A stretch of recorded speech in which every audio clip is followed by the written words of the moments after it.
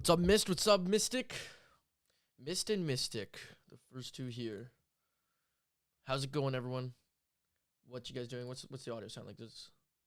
Okay, cool. You know me, I like to start a little bit early with everything. So Greek is gonna be here in about 30 minutes or so. I just want to, make sure I got the all set up. The settings all set up, and then on top of the settings being all set up, make sure that we don't have any random hiccups and stuff like that. Give me 1 second. I'm gonna put the links in the Discord. No, not yet. I clicked end stream. That would be brutal. Here you go. Just put the links in the Discord. No. Yep. Remove all embeds, and there we go. That message sent, right? Yeah. Cool. How's it going, Pluma? How you doing? How are you? I'm good, Mystic. Thank you. Yo, who's already dropping follows? Violet. Thanks for dropping the follow, Violet. Welcome. Hope your interviews goes well. I'm on a train home from work, but I'll come back when I get home. Appreciate it. What's up, Rogly? There should be a VOD up. I haven't decided if I'm keeping it on Twitch yet, but undoubtedly on YouTube, you will see the VOD. So if you guys miss anything, you can always pop in there. Yeah, lock in. I know. Milk. I'm doing good, man. I am just waiting around, or just, I don't know. You guys got, let me shift over so you guys can see my face. I mean, as you guys roll in here, I will say this again in a little bit, but just want to give you guys all a heads up that when the stream is on with Greek and everything like that, I will not be looking at chat all too much. You're not going to even see the chat on screen like I usually have it. I'll be monitoring it briefly, like obviously, like I have it on a second screen just to check for any bot spam or something like that, because we typically see that we have that come in randomly lately. But like any alerts, subs, donos, that's going to be muted during the stream with Greek. And that's just so that I can focus on it, and because it's most likely going to get turned into a video, so I want to make sure to have that locked there.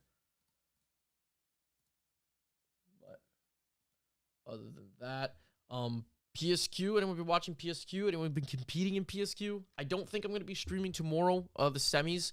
A lot of work to do with videos. Still trying to get that greatest stream, or greatest clip stream done and edited. Ended up being a much bigger project than I expected. So basically, you have to be locked in for this interview. You guys make me more nervous than I need to be. I've done interviews before. I haven't done them live. That's the only thing. But I think it should be casual. It's fun. As much as an interview, I what's it called? I like to kind of just keep it pretty chill, pretty casual, pretty fun. PSQ still going? Yeah, it is. Greek is a W. I know. I was pretty excited. I always intended to do Greek as the first live interview of these ones that I'm going to be doing here. And you know what? Then after I put out a poll, a bunch of people asked for it. Not a poll. I put out like a thing, request. A bunch of people asked for Greek. So I reached out to him. And he was like, yeah, let's do it. What's up, One Oak Dutch? Appreciate you stopping by. I saw you dropped a follow about 15 minutes ago, right before we went live. Appreciate that. Thank you.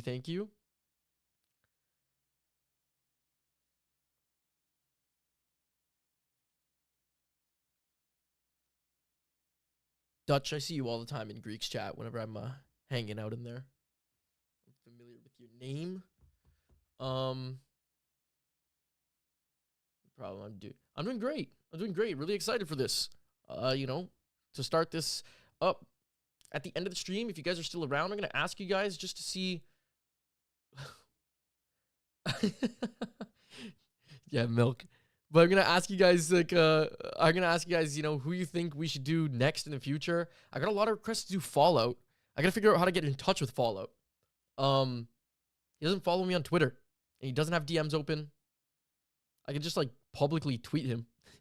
I can DM like his like producer, or Chrono is one of his producers for their podcast. I can try DMing Chrono. I just kind of like feel bad going through other people to get in contact with one person. We'll see. But yeah, Greek, hey, Jumbo. Yeah, so what's it called? I know. How often do I say, yeah, so what's it called? I live in that chat at this point. Yeah, yeah, Dutch. I mean, I kind of like, I mean, Greek and Wig are probably the chats I'd be most active in. I guess Jayhawk at this point too. Other than that, I kind of like bounce around and lurk in people's chats, and I end up getting familiar with a lot of the viewers.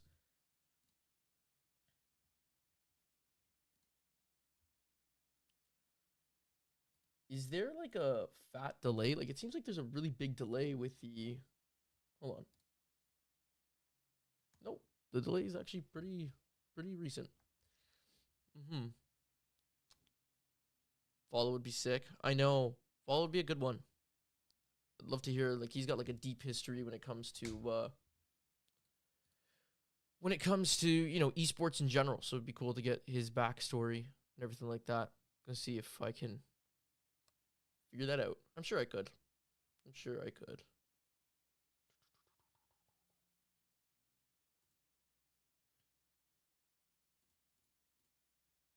We're a little early here. My tweets have not gone out, or posts or anything like that haven't gone out just yet. So wait to see how people roll in. Like you also gotta bear with me today. Bear with me today when it comes to technical difficulties and such like that, because of the fact that the way I'm doing this, I have this set up because I got some clips I'm gonna try showing Greek and such like that. The way I have this set up, yeah, like the camera feed gets all messed up sometimes. I'm gonna have to switch to full cam a couple times just to kind of set that up off stream. So yeah, bear with me as that stuff goes down. When that stuff kind of like proceeds to, I iron that out. It shouldn't be that jarring, but it might happen a couple times throughout the stream. Also do ads. I'm going to run a ad, like a 3-minute ad in about half an hour or so, or about 20 minutes or so. I'm going to do that for the sole purpose of this way throughout the entire stream, because the stream should only be out about an hour today. You guys don't get hit with ads, okay? So bear with me for 3-minute ads right at the beginning of the stream, and then this way we should be locked and loaded with no pre-rolls and no mid-roll ads throughout the entire interview. I'll do my best to monitor that though, and hit the snooze button though if something is coming up here or there. Pick one streamer mainly watch. I have 3 or 4 tabs open for other streamers. Exactly. Yeah. I don't even get a ton of time to watch Twitch anymore. It's kind of weird because like Twitch is like it's kind of weird because like Twitch is definitely like a way that you could kind of network and get to know more people in the scene and everything like that. And I don't know. I run out of time when I'm editing and everything like that. But hopefully I have some things in the works that might be able to free up some of my editing time. We'll see. Look at this, though. In the meantime, let's pull up Twitter.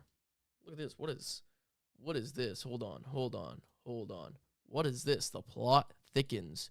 Just wait till I record this video about free agency in Apex and what's going on behind the scenes. It's actually bonkers. Wig making a Jumba/Jayhawk style video about Apex free agency. Sheesh. Able to expose the whole scene. Like the LG situation. You guys want to talk about the LG situation yesterday real quick as we wait here? What's up, OG Tiny Wiener? Snap Jumbo live content. Appreciate it. Yeah, we are. We are here for the Jumbo live content. Here, I'll get the chat up so you guys can still see it while we wait. But what do you guys think about this LG situation? Like, I was gutted to hear that they got dropped. But like instantly, there's only one person, one team that everyone's talked about. You know, even Imperial Hal was saying it. There's only one person, one team you think is replacing that spot, and that is got to be Sweet, right? And people are saying, I've seen a lot of people talk about how like it's not even really an improvement. People are like posting like their champs results, and NRG did a lot worse than LG at champs. If you look over the whole year of just lands, it's kind of like a lateral movement. I mean, again, you don't know who Sweet's third is, but it's very much a lateral movement than it is a like one team being better than the other. But like with a lateral movement, and then you're getting what, top 3 most recognizable pro player signed to you. So I kind of get it from a business standpoint. Maybe there's some ROI there. Makes sense. Honestly, I need to make time to get off Twitch. It's okay if it's gonna be like your hobby. I mean, I spend all my time watching YouTube. for new to the comp scene, but hearing about LG was shocking. Oh, is that real, Dutch? That his announcement video is going to tell the story of his free agency since none of it is protected by NDAs. Oh my god, that's ridiculous. I can't wait to hear that. The insider knowledge. Gonna be interesting. This is my Twitter feed. Anything else happening? Anyone Jays fans? Blue Jays? You guys hear about this stuff with Shohei Ohtani? If you don't watch baseball at all, I mean, I hardly watch baseball. Just tell me, I'll just stop talking about it. But it's like some of the craziest stuff ever. But other than that, what are we talking about? So yeah, LG, Sweet. Yeah, a lot of people were shocked, or upset. They're like, oh, why would you sign Sweet? Think about how much attention Sweet gets. At the Split 1 playoffs, the only real storyline that developed and was really processed and displayed was Energy versus TSM. And realistically, it was actually Sweet versus Hal. The second playoffs, we have the same Sweet versus Hal kind of like interview and everything like that. The champs third LAN, it ended up becoming Sweet or Zero versus Hal. But I remember hearing somewhere, I don't remember where, but I remember hearing somewhere that it was still supposed to be a video of Sweet and Hal again. And I don't know if it was Sweet that backed out last minute or if last minute they swapped to kind of do a thing with Zero because they realized the stakes that were there. Then Dark Zero doesn't make it through. But realistically, like, you know, you got Hal and Sweet as your two biggest faces of Apex. And of course the team's going to bounce on that. That's the way I see it. What are you guys saying? What's up, Serendiggity?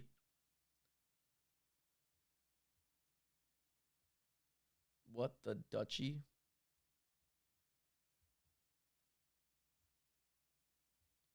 Is it just Seren? Is that just how you say the name? I mean, I always say your name is Serendiggity. But is it just Seren? Of course, there's an Energy fan. Yes, we know Milk. We know Milk, the golden Energy fan. Serendiggity. Yeah, that's where I figured it came from. I just didn't know, like, if you go by Seren. Because I saw Dutch say Seren. What up, Z Money? Welcome back. Yeah, guys, I don't know what sites you're on right now or anything like that. We are multi-streaming. I mean, like, pick your favorite site, hang out. But there's Twitch, there's YouTube. You can pop in wherever you guys like. What do we got here? It's 2:10. Again, just another 10 minutes or so, and then I'm going to run big ad. When are you interviewing Hal? I don't know. That's going to be like the pinnacle interview. We got to build that shit up. I need to interview Hal to simply ask him, because Hal is like, I've seen Hal tweet out several times about having like a documentary made about him or something like that. And I'm like, I just need to ask you, like, did you see my video? I feel like you cannot have not seen that video at this point. Everyone's, I don't know, like I've had Verholst, his brothers, Raven, everyone, Reps and Hal are the only two I haven't kind of like reached out to or like even like kind of interacted with. Fellow of many names and chats, I just like to be acknowledged.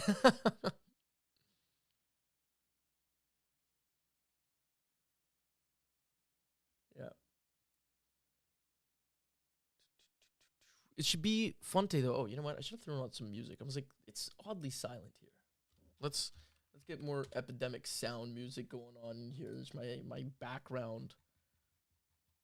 What's it called? Music for my videos. I gotta make a good playlist so that this way when we chill and do like these just chatting things, I'm not playing like build music that is like the most triumphant stuff for just me making sure everything goes smoothly before I start whatever main event is happening. I can't play I can't play copyrighted music because of YouTube. Or else I would do that. The chat is really delayed. That's what it is. This is really delayed today. Huh. I just realized that now. That's odd. I'll have to, maybe I could just refresh that. Let's just refresh that. See if it goes faster. That's what I noticed. It was like something's like off here. When I listen to the audio, it sounds okay. But the chat on the screen is really delayed.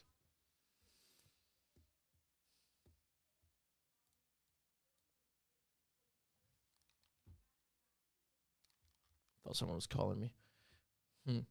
So yeah, there's LG. What are some other big things? A lot of things that happened this week. So LG has probably dropped their squad, and like the rumor is right now that they're picking up Sweet. There's the snipe down phony situation. From what it sounds like, it's like there's not even so much like beef there or anything like that. It's just like Snipe kind of being blindsided. That was a crazy one. I couldn't believe that. But the Snipe down revenge arc is gonna go crazy this year. I can't wait for that storyline. A solo snipe down video. Oh my! Like if he pops off. I didn't even think about ever doing like a what's it called? A snipe down video. I've never considered that before, but that could go crazy because he's got a pretty deep history in esports in general. He kind of transcends Apex.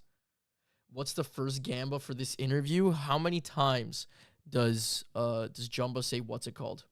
Spanish speaking squad is picking up Sweet. So no, Pluma, if you haven't seen, they dropped their entire team, like the trio. So like they're looking to pick up a new trio. I'm assuming that they're not going to be branded as LG Chivas anymore. I'm assuming that partnership with it's like a Mexican football club, like soccer. I believe that they are dropping, like, I'd assume they dropped that because like the whole kind of thing was to expand the Mexican scene of esports, and then the LG squad had access to their like facilities for esports and such like that, if I'm not mistaken. I could be wrong. I kind of read up on this yesterday, realistically. And so, yeah, I'm assuming that's not going to be a thing anymore because it just doesn't make entire sense without having your team from Mexico.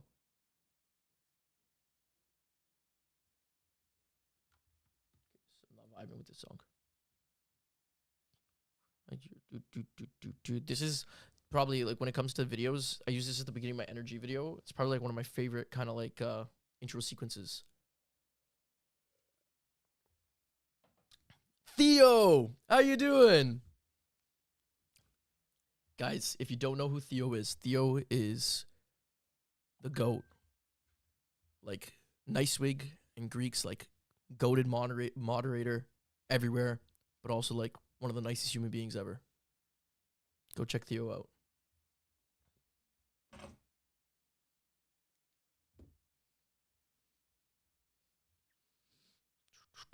Yeah. Waiting for our flight. Yeah, I just saw your tweet. Something about like, you know, not flying out of Miami or something like that again. Never again.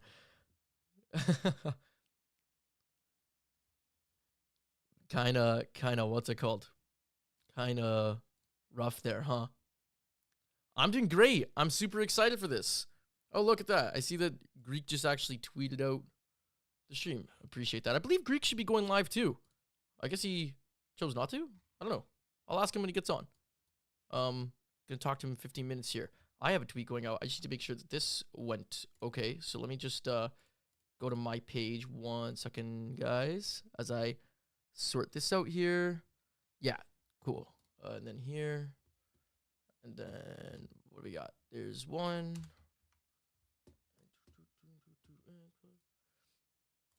Back to Twitch. So again, guys, now that more people are rolling in, I just want to let you all know I'm gonna probably I have Greek's socials pinned, but if anyone asks, Milk, remind them if you hang out here the whole time. Basically, I might not be reading chat. I'm gonna monitor chat in case there's like bot spam because we've been dealing with that for a little bit here, but I'm not gonna be reading chat too much while the interview is going on, just because I want to focus on the interview. There's not gonna be any alerts on screen or anything like that. But mostly the thing that's kind of like important that I want to go through is also too is like alerts or anything like that. Like I'm not going to be calling that out through the stream. So that's what I'm not going to have a monitor of. I might not even have the alerts up. So I want to thank you all for follows, for subs, for anything like that ahead of time. Members on YouTube, appreciate that. Thank you so much. Mama Wig, what is going on? Welcome, welcome. The stream's already the best stream of the year. Appreciate you stopping by.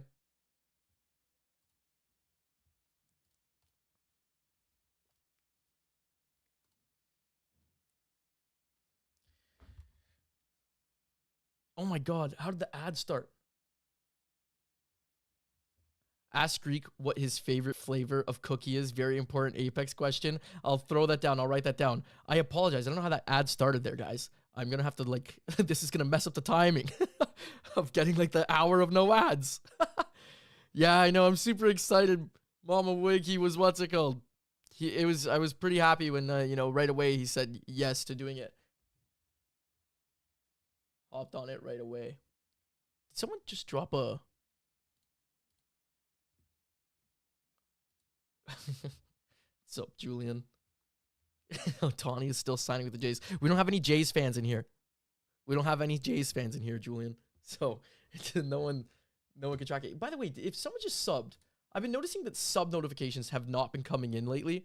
So if someone did that, I appreciate it. Thank you. I just noticed the sub number points went up. So thank you. What's up? Did you go by Peep Hog? I've seen you in other chats and everything like that. Oh, is that you, Julian? Thank you. I don't like, it's not even showing up on my Twitch feed. Oh, you go by Pog? Yeah, I see you everywhere. I know, Violet. We got all the goats in chat. Everyone's coming in to hang out today.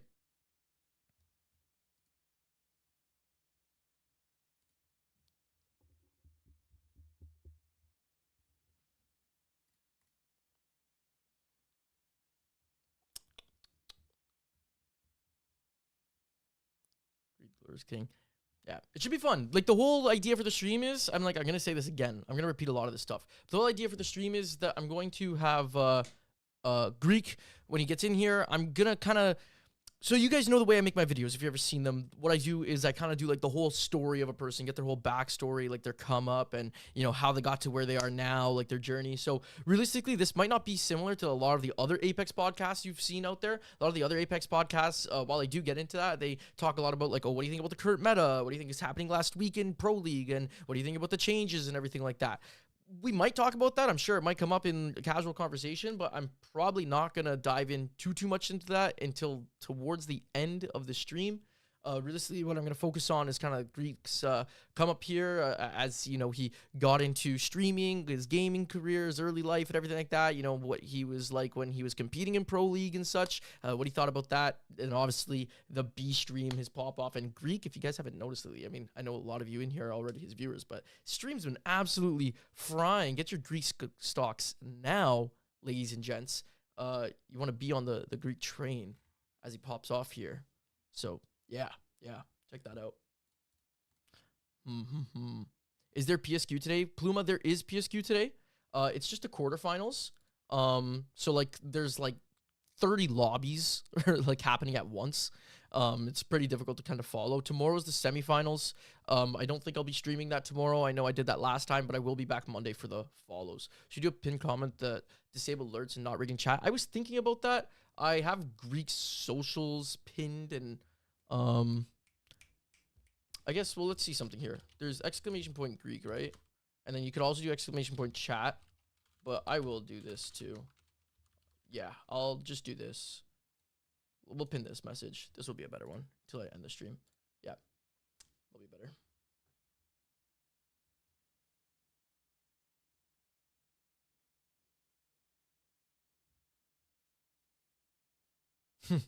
Already starting the bananas. Yeah, I got exclamation point Greek. It's in the title, guys. If you guys want to use that.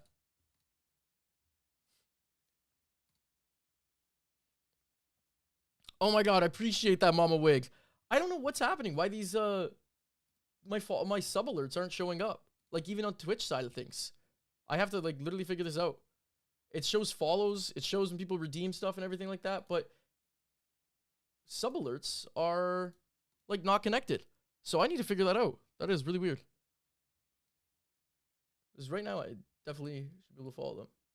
Manage request, pop out activity feed, edit layout. I'm gonna have to look into that after stream. I apologize, but thank you so much, Mama Wig. You're the great. Got stuff to do, but have fun, Jumbo. Get those good clips. Appreciate that. Moreover, we'll chat sometime soon. Keep up the work. I know you got PSQ. Good luck in that. Good luck. Greek, does he like bananas? That is a factual question. Mystic, if we have time for Q&A at the end, please remind me to say that. I need to ask him. That should be a question we ask everyone. Do you like bananas?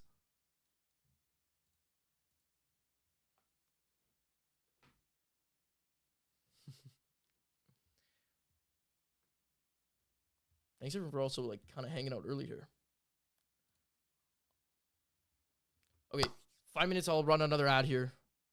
To hopefully give us like a good amount of time, no ads. There might be one towards the end because I messed up the timing.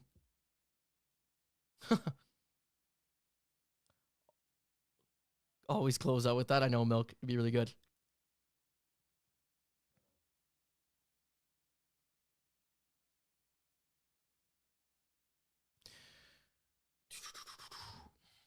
Any other things that I need to kind of like remember to say? I don't remember. I think I was still talking about, yeah, we're going to go through. I got some funny questions for Greek too, I think at the end. Is it funny? I think he's going to be shocked where I even pulled some of this stuff out from. It's so huge. I know, Mama Wig's the GOAT.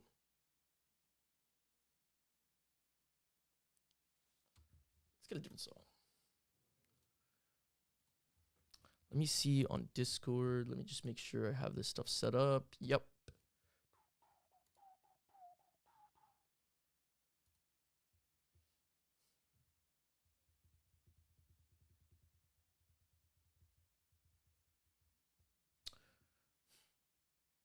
Greek and Jack are like brothers. Yeah. That's also what we're gonna talk about, right? Because like, you know, they didn't know each other for too long before they moved out together. Like, what did they know each other for? Like a year before they moved out together? What did you think about that, Mama Wig? That just shows like how like a good friendship is born.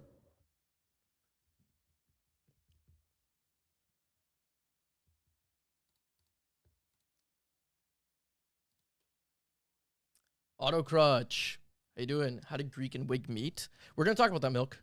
I know the answer, but I'm gonna get it from Greek's perspective.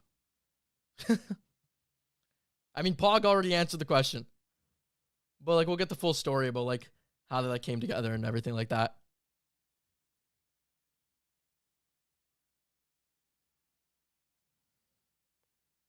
Yeah. No, Pog, go ahead. Like a lot of people know. You guys can answer the questions. It's no problem at all.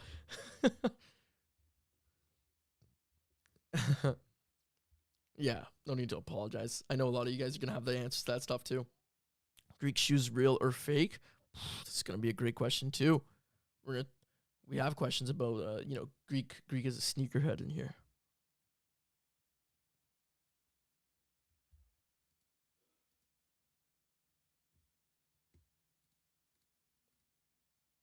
I actually remember when I had made the Nicewig video, I was like hanging out in Greek's chat after, and someone asked, and they said, "When is the Greek video coming?" And he's like, and Greek answered that before I did. He's like, "No, like not yet. Like I got a long ways to go and everything like that." And well, it's coming in soon. It's coming in soon. I probably won't be able to get around to like fully editing this down into the video I want it to be until the new year. But this should be an exciting one. Scorndros, appreciate the follow. Thank you. Thank you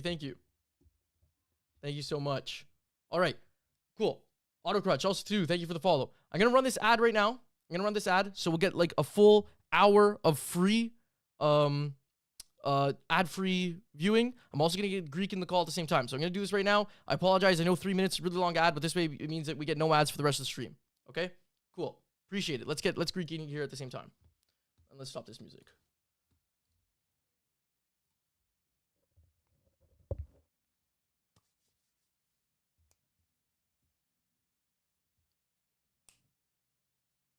Get some water. Hello? Yo, here, hold on, wait. Gonna turn on my camera here for you. What's going on, Greek? I'm doing great. Appreciate you having you on. Yeah. Are you tossing on your camera by chance or like okay, cool. I didn't know. I forgot to like let you know ahead of time. That's why. All right. Give me a quick second then, because what I'm gonna do. Oh, I already switched to the display cap, but that's actually fine. I'll get everyone in here. They can see you. Everyone say hi. And then give me a minute. I am just going to set up because I have some clips I'm going to show you later on in the stream and everything like that. But I got to set this up to properly like show your camera. Here we are. Let's see. Let's display. Yeah, let me.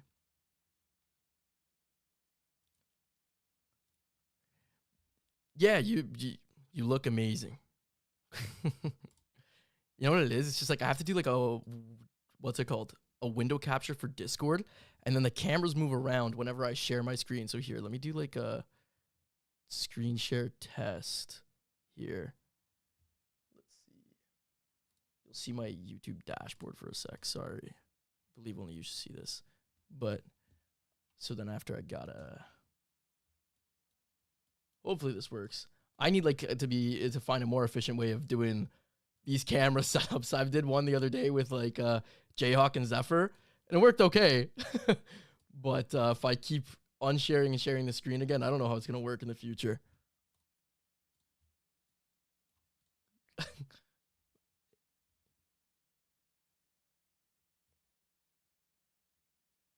Yeah,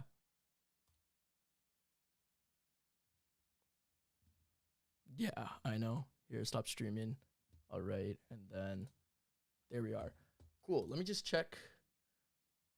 No audio for Greek, people are saying. That is awesome. Let's figure out why that's the case. Properties, default.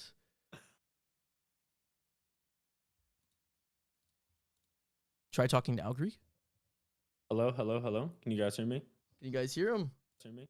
Can you guys hear him? Yeah, you guys can hear him. Okay.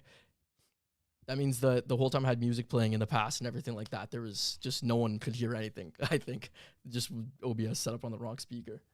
Okay, Nice. cool.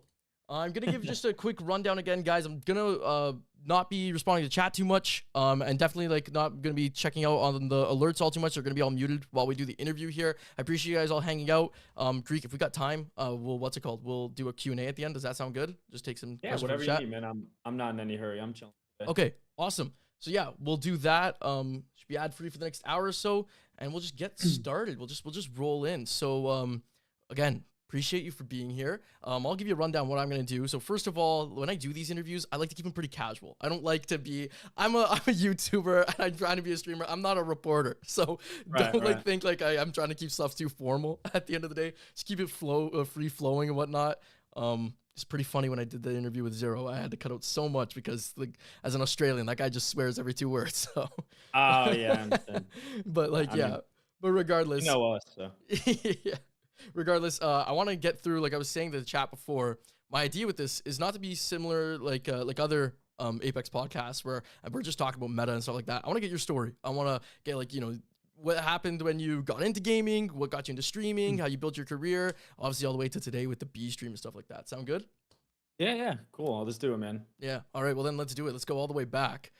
Start off with where you grew up. I looked it up. I saw you grew up in Philly. Is that right? Philadelphia?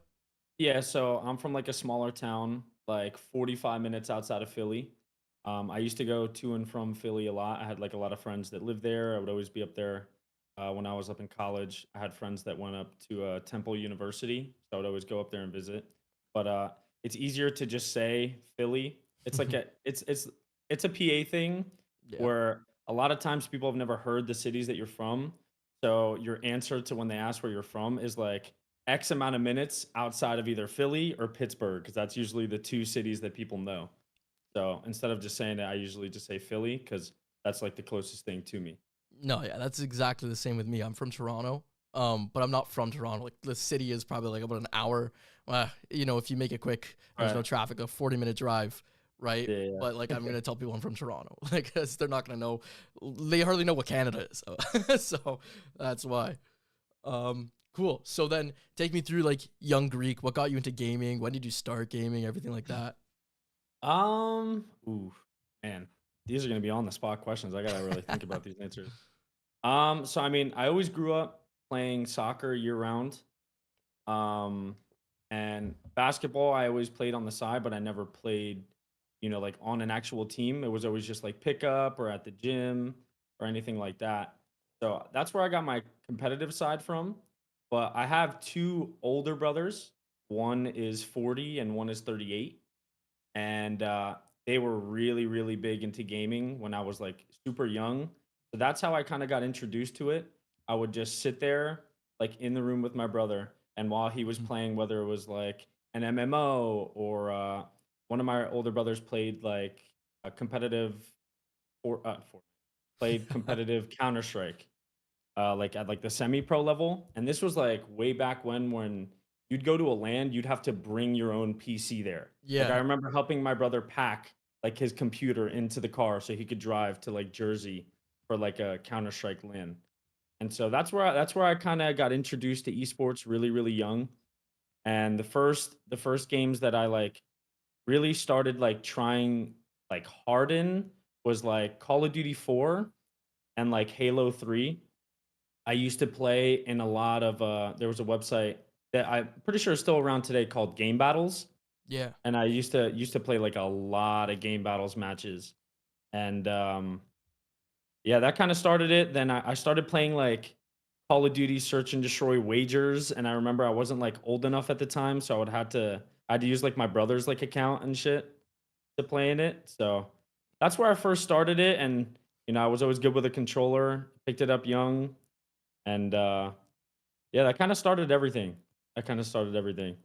Okay, yeah. So you already dove into a lot of like the questions to ask. Like I was gonna say, like favorite games, first games you played. So wow, that goes way back. Like you're talking, your brothers are probably playing like CS like 1.6 era. Yeah, yeah, Sounds yeah, such yeah. like that, right? Yeah. I've been. Do you ever play CS or anything like that? Like, were you always a PC gamer? Actually, that's what I was gonna ask. Nah, so with the whole first year that Apex was out, I played on console. I had like maybe 2K hours on console. I started out as a kill grinder. Mm-hmm. I played strictly like Bangalore. I had almost 40,000 kills on Bangalore, and I think I had like 42,000 kills total on my account. And I would just rip solo pubs, land hot drop Skulltown, and I would just do that for like 8 hours a day, just like kill grinding. Yeah, I was And scrolling. that's where I first saw like Peep in them too, because Peep was way higher than me in kills. Oh no But shot. Is that like? Did you like? Was Peep one of the first people you had met in the Apex scene? no, because he was actually on PlayStation, but I would constantly check that leaderboard, like all platforms. So like Shiv was up there, Yeah. Peep was up there, and that's how I would see like a lot of names that like are on PC now that I recognize was through that like leaderboard stuff. Yeah, yeah. I was scrolling through your Twitter, went back like all the way to 2019 to see. I think it was like literally it was by August or September. I think you had 30K kills Yeah, on Bangalore. Like as someone who I thought I played a lot of Apex back then, I think I only had like at most like 2K on maybe Wraith and like 2K on Pathfinder at the time. So that's ridiculous, right? yeah, yeah. There was a lot going on back then on console, man. Similar to what I was talking about with Call of Duty and Halo, wagers were like a really big thing back then too. That's where I met For real? Verholst. I met Verholst. I met Design. Dude, Design, I'll tell you, man. That guy used to post on that website one game, hot drop Skulltown for $50. Whoever had more kills would win the game, and Design would just rip those all day long. That So was insane. in a moment here, I'll get to some of your like your early competitive career where you had like a showdown with not snipe with design. We'll get into that in just a moment. Like I don't know if you, I'm sure you'll remember it, but first I want to ask you if like did you always feel like you were really talented when it came to gaming? Like oh like throughout your whole life, like you've been amazing at Apex, but even before Apex, were you kind of always like the top like amongst people you knew and everything like that? In terms of like IRL, I didn't have any friends who were like anywhere near as competitive or as good at like video games as I was. So it was funny. Just like I would always get teased a lot. People IRL would always call me like a try hard and say they wouldn't want to play with me because I take all the kills, or it wasn't like as fun if we like lost and stuff like that. Because I would always be like, come on guys, like what are we doing? But I always chased the highest level of competition I Yeah. could in all the games I played. Yeah, I was pretty ass as a kid. I got a little bit better as I got a little bit older. But so if Mm. I said to you though, Murda Gang Gaming, what is that? What does that mean to you? Do you know what that is? um, yeah. So that was like a little clan, real long back in the day. Um, there was a very famous producer, and his name was Murda Beats. Yeah, Murda He made like a Beats. lot. Yeah, he made a lot of popular songs. Like if you look up and stuff, and he had decided that he wanted to start like a gaming collective, I guess you could call it. And this was like back in Fortnite and like early Apex. And they had like reached out to a couple people that like I knew, and we didn't get paid or anything like that. They had sent us like a little bit of merch, and they would kind of just like post our clips. And I got to play with Murder Beats one time, so that was pretty cool. But that No was like shot. the early like stages of Apex and like Fortnite. Yeah. Yeah, no, that's for anyone who doesn't know in chat, like Murder Beats is like dunk collabs with, like Lil Yachty, Drake, like some of the top like artists out here. Just like that. Like they even made a Fortnite song. I came across as I was like kind of doing some more research. I remembered that after. Here though, I wanted to show you. Let me see if I can pull it up here real quick. I got actually let me mute these one sec. I have actually some of your old Fortnite clips here. I don't know how long it's been since you've Oh seen them. I no. want to show the chat. Let me just pull this up here one sec.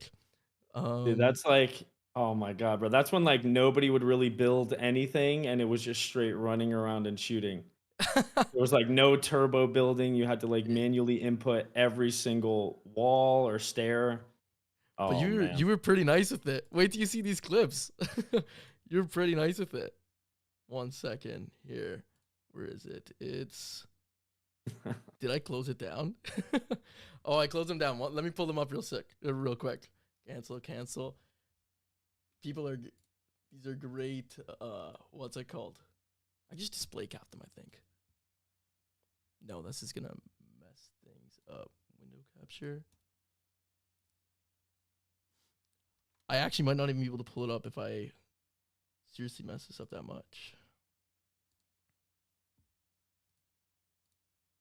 Properties. Discord. Here.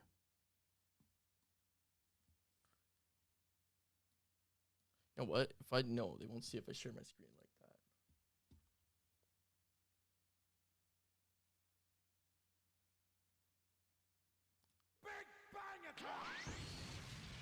God, I can't wait to see these. Yeah, I don't know what's going on. Like I had this all set up perfectly fine, and now it's like, oh, here I have to share my screen here, and then I'll share it with you. You should be able to see this now.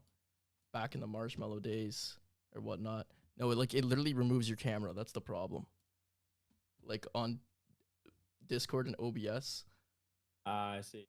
Yeah, like on my side, you probably can't fully see. Like it I can removes see your it. camera. You can see it, but then after the chat can't see this right now for some reason.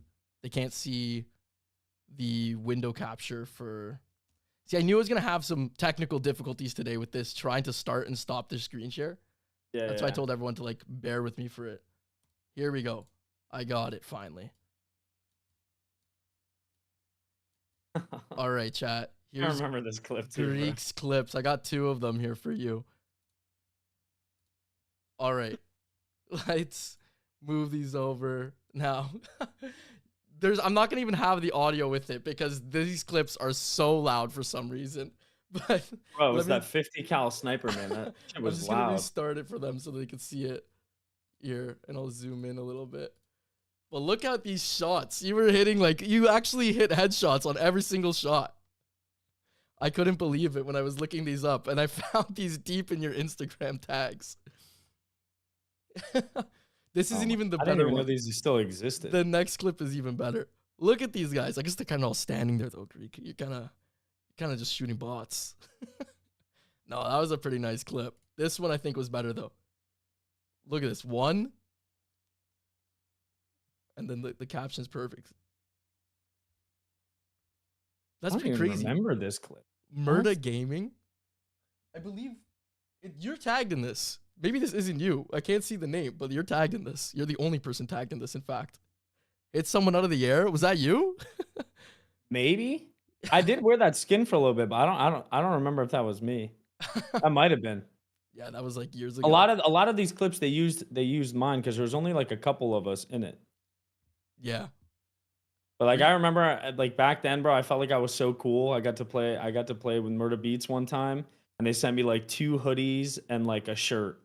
And like I was like, man, being in like a group is like pretty cool. Were you trying to go compete in Fortnite? Because it says like the other clip said Fortnite Friday. Did you ever play in like those Fortnite Fridays, or were you trying to do anything with that, or no? So I had played early on when they started doing the cash cups Mm-hmm. on console still, Okay.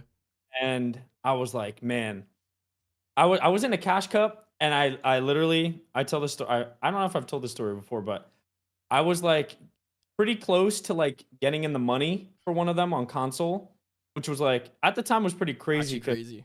everybody was on PC, and I ran in to Courage No in shot. one of the cash cups, and bro, he was building so fast and editing so quick. And like, Courage was good at Fortnite, but he wasn't like what you see all these pros now and like with Hmm. how fast they are, but he was still pretty fast. And for me to like play against that on console, I got absolutely torched in that fight. And I think it was like a week later, I was like, yeah, I don't know if I could play in these anymore, bro. If I run into MNK players, I'm gonna get worked. The Courage is still even unreal. Like I've seen him like recently play. I mean, he He's does no very good. builds and everything like that, but like absolutely unreal when it comes to that. Cool. So okay, so then we started talking about Apex. You got into that around day one, rank grinding. What was the, like kind of hooked you on Apex though specifically? So I didn't start day one of Apex. I Oh, actually okay. started like maybe 2 weeks after it Wow. already been out. I was I was playing Fortnite and I was playing PUBG at the time. On both Fortnite and PUBG, I was like a leaderboard grinder. For like 2 seasons in a row on Fortnite, I was in the top 10 for wins on the duos ladder. And then on PUBG, I was on the leaderboards for solos. Like I would just play a bunch of solos. And PUBG? so How did you play yeah, PUBG from PUBG on console?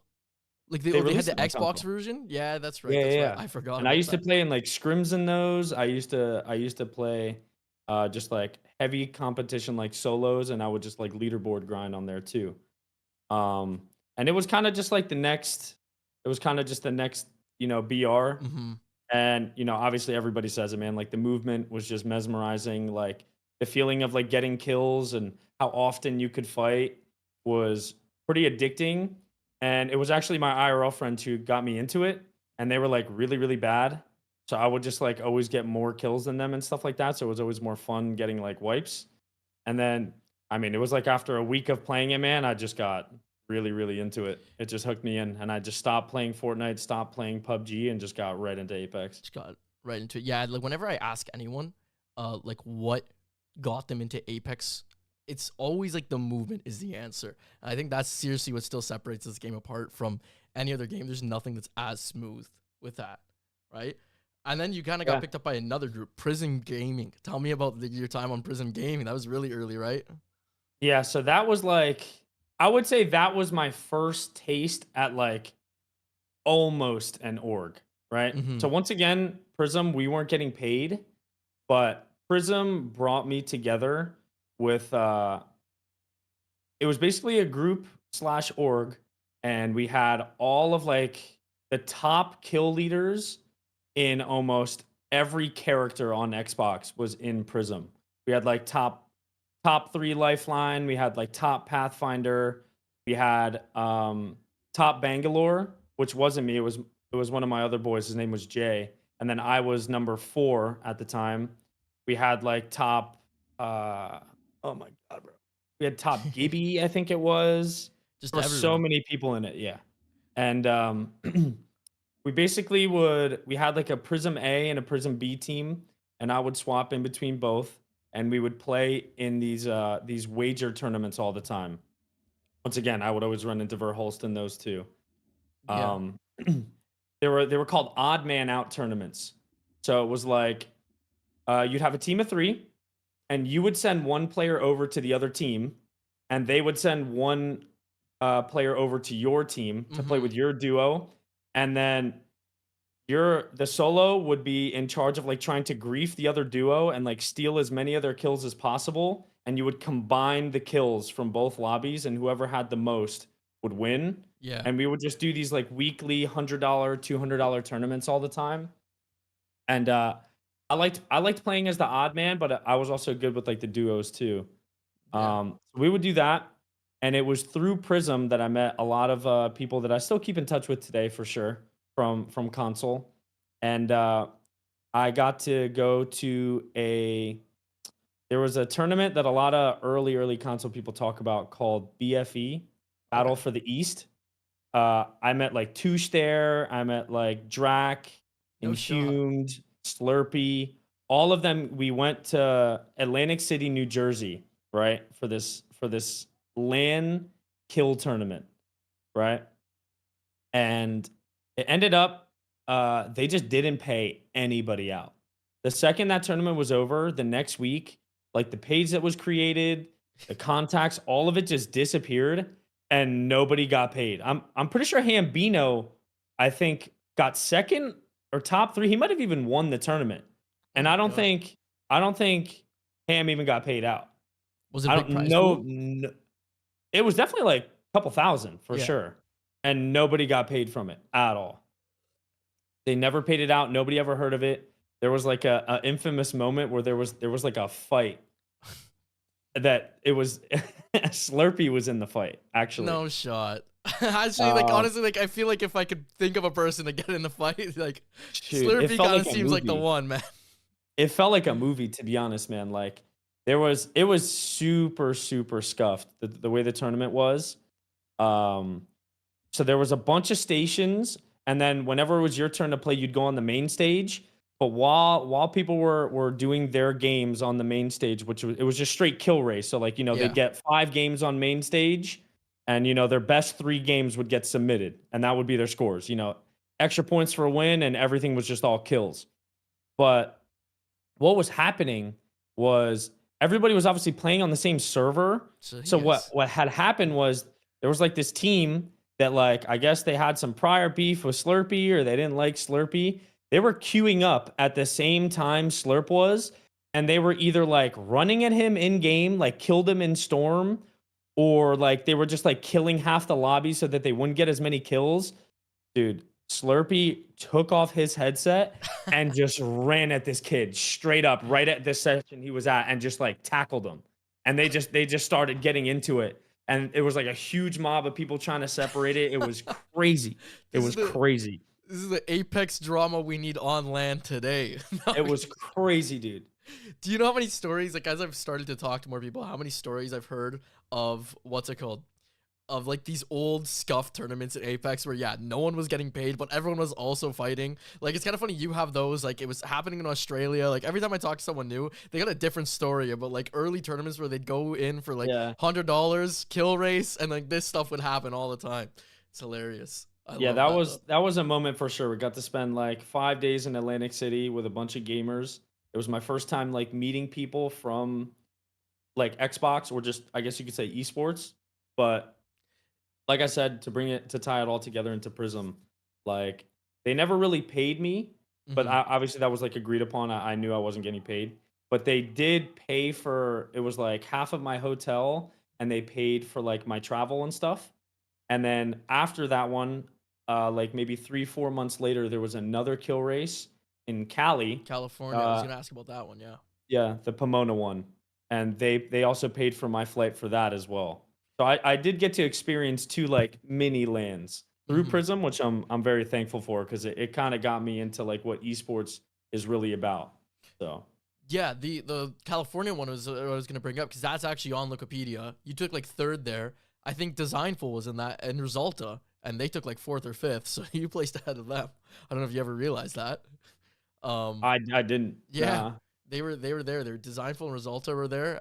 You took like a $750 prize pool home for taking third overall. And I was gonna kind of ask about like, we'll talk even more about your current career later, right? But what's it like thinking back 4 years ago? So you're doing this, like you got to travel around, like weren't getting paid, like you at least your travel was paid, but $750 was you taking home, and like now you're out in LA, waking up every day, doing this as your job. Like what is it like thinking back on that? Um, I remember it was pretty surreal. Like growing up, my parents never really liked gaming, like at all. So when I first started like trying to work my way into it, it was like super hard getting their approval and support for it. They almost didn't let me go to the California one because it's Oh just like damn. my parents are very foreign. My entire family was born in Greece. I'm like first generation born here in the US. So the understanding of video games being a job is definitely not something that is normal there. And I also am the first person in my family to graduate from college. So getting a degree and then choosing to do gaming afterwards definitely probably wasn't the easiest thing for them to understand. But I all my life when I first started, even up until now, like I always just wanted to get that approval from them and hear that like you were right. Like you got something here, we're fully into it and supporting it with you, which is what they do now. But early on that was very, very difficult. I had to explain to them, hey, I'm gonna travel all the way to California from Pennsylvania. I'm gonna meet up with these people that I've been playing games with that I've never met in person, and we're gonna compete in a tournament here in this random city I've also never heard of. And the only reason they let me do it was my brother was living in California at the time, and he was about an hour and a half away, and he agreed to drive up and watch the tournament. So my parents were like, okay, like at least we know someone is there with him. Mm-hmm. And that was the first time someone from my family had like really supported the gaming was my brother. He came in and sat right next to me while I was competing. And like after every game of the kill race would like dap me up or he would try to give me like pointers on like, yeah, like, you know, you guys should split up a little more and try to get more kills. Cause my brother was the one that played the competitive CS. Oh wow. So he's always kind of like been in and out and like always supporting the stream and just like looking at like what I was doing. So when he came to that tournament, it meant like the world to me to put on that like Prism jersey to compete, get a top three, and have like a family member there, like right by my side. So it was pretty dope. Oh, I fucking love hearing that. That's amazing. Having like, a role model like that. How old were you at that time? I know you said your brothers are much older than you. How old were you when you went to that land? Um, does it the Liquipedia thing? Does it say what year it was? 2019. 2019. 2019. So I was 24. So you're in 24. It's funny. That's actually like he's my exact age right now, and I even think like when you hearing about your story and everything like this, it's a lot similar to what I'm going through right now. Right? It took a lot to convince even my family, like that this is something I want to do and could make kind of Yeah. happen. And Mhm. it was tough until I had some videos start doing well, and I could show them kind of like proof of concept and be like, okay, I got something Yeah. here. Let me run with this, right? So that's truly inspirational for real. Yeah, I feel like that's a very like normal thing nowadays, Hmm. man, is uh kids have like a specific dream or something that they want to follow and like the parents are always a little hesitant. Like I said, my parents were very, very hesitant on it. And I never resented them for it. I fully understood Of like course. why they thought the way they thought. They just wanted to make sure that whatever I chose to do in life that I would be okay and able to support myself. So it wasn't until I was able to show them some type of opportunity or some type of financial gain that it was like worth it and that I was like I had something there, you know? Hmm. Of course, yeah.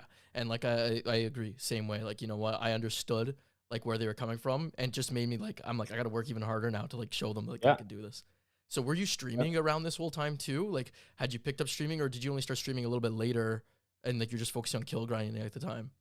So I used to stream on Mixer. Oh I wow. started out on Mixer and I was there for I don't even know how long, but it was I had actually switched over to Twitch a couple weeks before Mixer like went full down.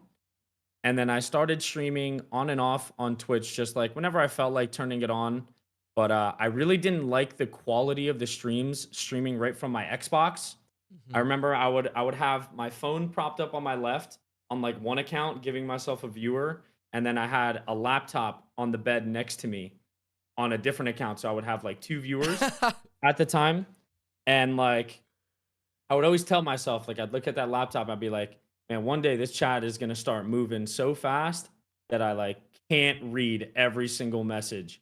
And I would always just talk as if there was chat there, and it was probably I would say like a whole year, year and a half, maybe probably a year and a half, where I was like my only viewer, and there would be like maybe a couple people the entire stream in and out that would like say something, but for the most part, it was just me, myself, and I would just kind of be like, you know what, like this is part of the grind.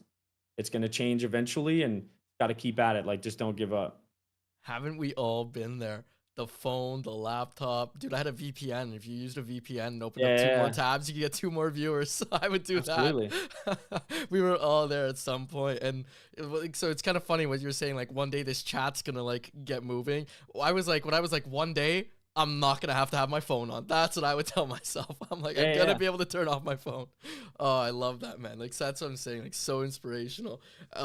So Mixer, yeah, Mixer was only even around for like 6 months. Remember how they had that? Did they have it in Apex? Or they had a really good concept. I don't know if like Twitch could ever integrate this, but it's like if you were like The hype top zone. 10, the type 3, top 3, top 5, or something like that, it would bring all the viewers to your chat. I love that. I love that. Yeah, That was it so was. good.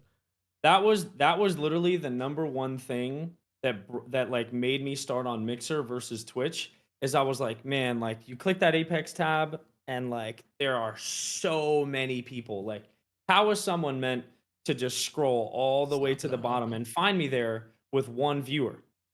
Like, there's no way. And so Mhm. my boy was streaming on Mixer at the time, and he was like, bro, I've gotten, 10 followers this week, 20 followers for the month off just like I would get to the top 5 and I would kind of like stall out the game to see if that hype zone would pick me up. And we started playing together and just like we would just kind of grind just wins. He was like number 1 or number 2 overall for wins Oh damn. total. And I was still just cranking out Bangalore kills. So we just started playing together and we would get to these top 5s and we would kind of almost just like rat slash play like really, really slow and try to like methodically use that hype zone to just come to our channel as many times per day, whether it was mine or his, and just try to crank it out. And just there was also a leaderboard on it Yeah. for it would count like a point every time you got the hype zone and won the game. Mhm. We would always try to be like at the top Yeah. of Fade that it like out. hype zone leaderboard for the week. And we would always do it. We'd always do it. Did you ever run into like Noko back then? Because he was pretty big on Mixer before it shut down, didn't it? Nah, so obviously He we was were like on fourth, console. maybe. Okay. This he was on PC and like this is before there was cross platform. So Oh, I just we meant would like only if you had play. even as like being a Mixer streamer, like ever like even seen or what he was doing, because that's what I thought. I just you mean you said you ran into Oh, so many like people came like across his yeah channel. Are you channel or saying? anything Oh like yeah, that. yeah, Yeah, yeah. because I I remember him saw being his pretty channel. big Okay. on Mixer then. Yeah. Yeah, yeah, yeah. Yep. I Awesome. thought you meant like in game. My fault. Yeah. Not on the website. When was it that you started then picking up around viewers? Like, was that later into like your competitive career with Apex, or like was it when you came over to Twitch? Like, were you able to bring a lot of those people over? Um. So when I switched from Mixer to Twitch, I didn't bring anything over. It's hard. Maybe like 2 viewers was this one guy. His name is Mike. He found me on Mixer, and he literally just randomly came across my channel one day, and he's been supporting literally ever since, all throughout the whole 4 years. He's like a 48-month sub in my Twitch channel now. That's not Mike Roller Um, Time, is it? Is that no, the no, one? no, no, Oh, no, okay. no, no, no. It's a Greek guy. He followed Oh, me okay. because I was Greek. No way. But so yeah, the the moment I switched was when the I believe it was the autumn circuit of ALGS. It was the first time they did like the online circuit. Yeah, yeah, yeah. I saw that like preview they posted, and within a week and a half, 2 weeks, I had completely said I'm done on console. I went on, I think it was Let Go at the time, or one of those sites where you buy Yeah. like cheap used stuff, and I got like a $700 PC, I and started. I switched to PC like right away. And I was Yeah. like, yeah, bro, I want to compete. Like I'm playing at the highest level on console. We have like our own console scrims. We had like a whole Discord called Dawn of Legends, and like all the top like console players were playing at the time in there. And my team was like constantly number one. Like we would always win out the month, and ended up being like, what's the point of staying on here if I can, compete at an even higher level and maybe make some money? Of Like course. this is how I can show my parents like what I'm doing has like purpose. And so I switched over from console to Twitch and to obviously PC, and still was probably like around the like 5 viewer mark. Still grinded a bunch on there. Didn't really get much traction from that at all. Obviously, like 3 to 5 viewers, but it wasn't until I started competing in those online circuits that people would kind of see my name in the lobbies with like Hal and Complexity, Liquid, like all those teams like that I started getting people here and there. It wasn't until I got into the top 50 Discord for the first time that like people started seeing my name, and I started kind of picking up a little bit of traction. Oh, okay. That top 50 Discord. was pretty big opportunity all around. Like again, like we're gonna talk more Changed my about life, that, right? man. Yeah, Changed it my really life. did. That's it's great. Who started that PvP? Like that's yeah, it's been huge for When a he lot of first people in the moved community. over, when he first moved over from Overwatch, he would always just have these like LFGs that he would put just like in other random discords or on Twitter. And he was like, screw this, bro. Like, I'm gonna make a top 50 Discord. I'm gonna be a top 50 grinder myself. And we're gonna keep it strict to like if you've made top 50, you're in. Yeah, That's it. that's awesome. And so like I heard that. I had like two people that I played with at the time. They were my comp team eventually. Yeah. And we just played every single day and got top 50 and got added to that top 50 Discord. Yeah, it was stinking Kodagami, right? When you guys were playing like the circuits and such, the CLT boys. Mm-hmm. So I should know this one, but you guys were originally called Club Wally. I know that's what you call your viewers and stuff like that. Now, why? Why do I can't find that anywhere? And I feel like as long as I've kind of even followed you, I should know what Club Wally is, but I don't. For some So reason. Club Wally was kind of when I first started streaming, I never had a name Yeah. for my community, right?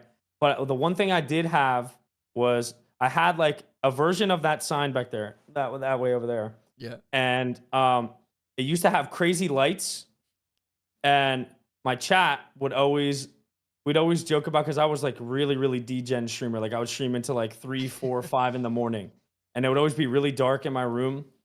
And I'd put on that sign, and I'd put on like some club and rave music, and we would just go like crazy. And Wally has like a couple different meanings. At the time, there was, just like hitting someone with like a wall jump, right? It seems so basic now, but like back then when Apex was first a thing, wall jumping and killing somebody was like instant clip. Oh my God, chat, somebody clip that. You know what I mean? So we would call that hitting them with a wally. And then it's also like when you go to the club or something and like you're posted up on the wall and then like you have someone dancing up on you. Like that was also called catching a wally. So I kind of just integrated all of it, and I just called like my space, my community we always just joked around and said it was like a club. So we kind of just merged the two together. Club Wally, we had the lights, had the dancing and stuff like that. That's absolutely hilarious. That's kind of how it started, and it just kind of stuck. Yeah, I knew the definition of Wally, but I'm like, I need to know if this is the actual reason. I was like, so you had to figure that one out. Cool. Yeah, and then there's also like I even see everyone spam here Wally catchers because that's what you guys were on Liquid Beta and everything like that too. The unsigned org team names, just as an aside, are always hilarious. I was talking about this with Jayhawk the other day. Like, we're gonna have Team Penis, Meat Lovers, and Tripods in Pro League potentially. Like, that's 3 dick jokes coming in the Pro League. Like, I can't wait. During the watch parties, I say them out loud, and I'm just, yeah, right. It's insane. Wait till they have a 1v1 off, and it's the last 3 teams alive. That's what we were saying on stream the other day when we were watch partying. Okay, so then you got picked up by Charlotte Phoenix. You guys were signed there for about 2 years, right? Roughly. So Stink and Cody, I think, were roughly a year and a half. Mm-hmm. I stayed the full 2 because I ended up staying as a content creator for the latter half of my contract. Okay. But we started teaming up. All 3 of us coming from console. All 3 of us had dream aspirations of just being a pro team. None of us had literally any comp experience. I was watching an unbelievable amount of just VODs and every ALGS. And so we competed, and I don't remember if it was the spring or the autumn circuit. I had missed the finals lobby by like 1 or 2 points twice. Oh, damn. And I was like devastated. And then it was that winter circuit that came up, and me, Stinking Cody, made every single finals for the winter circuit, and then got picked up as the second all controller team. The only other all controller team at the time that was signed was SF, which was Design, Resulta, and Gent. Became G2, yeah. So that was pretty cool to share that with them. That's pretty crazy. I actually never even realized that. Like, when you say it, I'm like, oh yeah, of course you guys were a roller team back then, but I just never pieced that together. Thinking back like to that time that you 2 were the only 2. Yeah, and then you guys, because of the winter circuit, even qualified for NA Champs, got to finals at NA Champs too. What is it like? Like, what was that experience like getting to be in? Honestly, probably like I'd say historically one of the most monumental Apex tournaments. Like we think back to what did we start? Like as much as people talk about like the online tournaments and such like that, the start of like ALGS history in this modern era kind of goes with the beginning of being that tournament, the champs, NA champs, right? Or I guess even NHAU champs. That's when things started to form realistically because we got the Yeah. format. So what was it like to be a part of that there? That Dude, it was whew. Man, I think about that tournament and I like still get goosebumps to this day. That was like my first major tournament. Like all the eyes, all the lights, it felt like they were on that tournament. And we were, bouncing around POIs and we settled on Refinery at the time, which was arguably the worst POI in the game. yeah. And like we would have to deal with like complexity, running around terrorizing that upper epi hill. And during that tournament, it was My Little Phony. It was a team of Phony, Rambo, and I forget their third at the time. It's the name is slipping my mind. I don't And remember off the top of my head. it was after this tournament, I hated Rambo and Phony for like the longest time. It was through 2 or 3 games, we were actually in the top 5.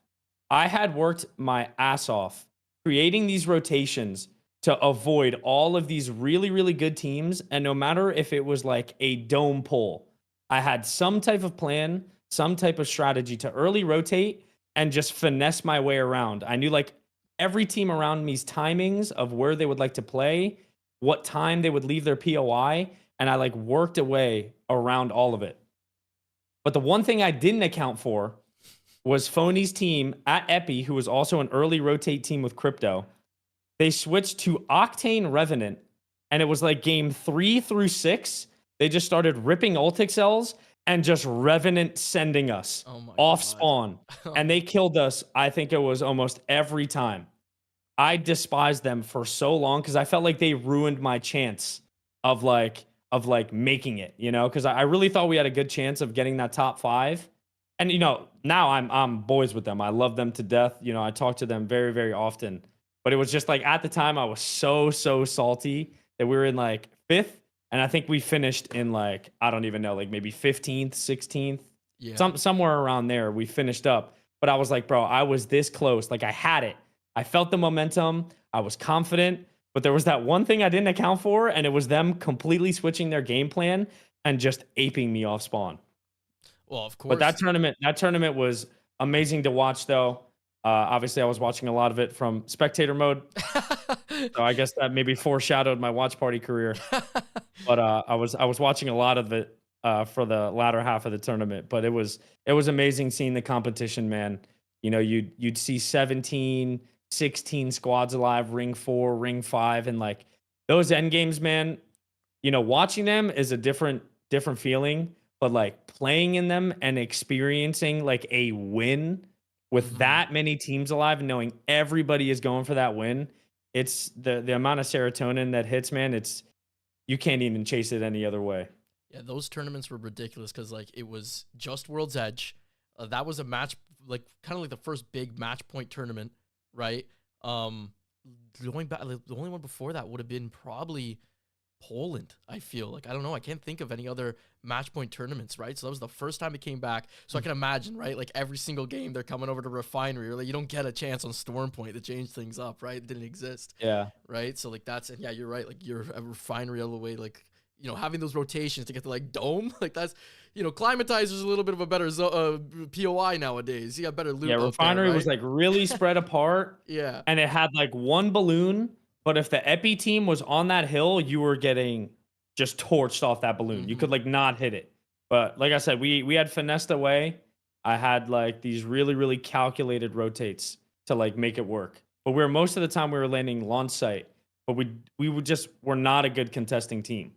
We're a good like zone call, early rotate, like post up, and we knew how to work our meds, and we knew like when we needed to start focusing what to like get points.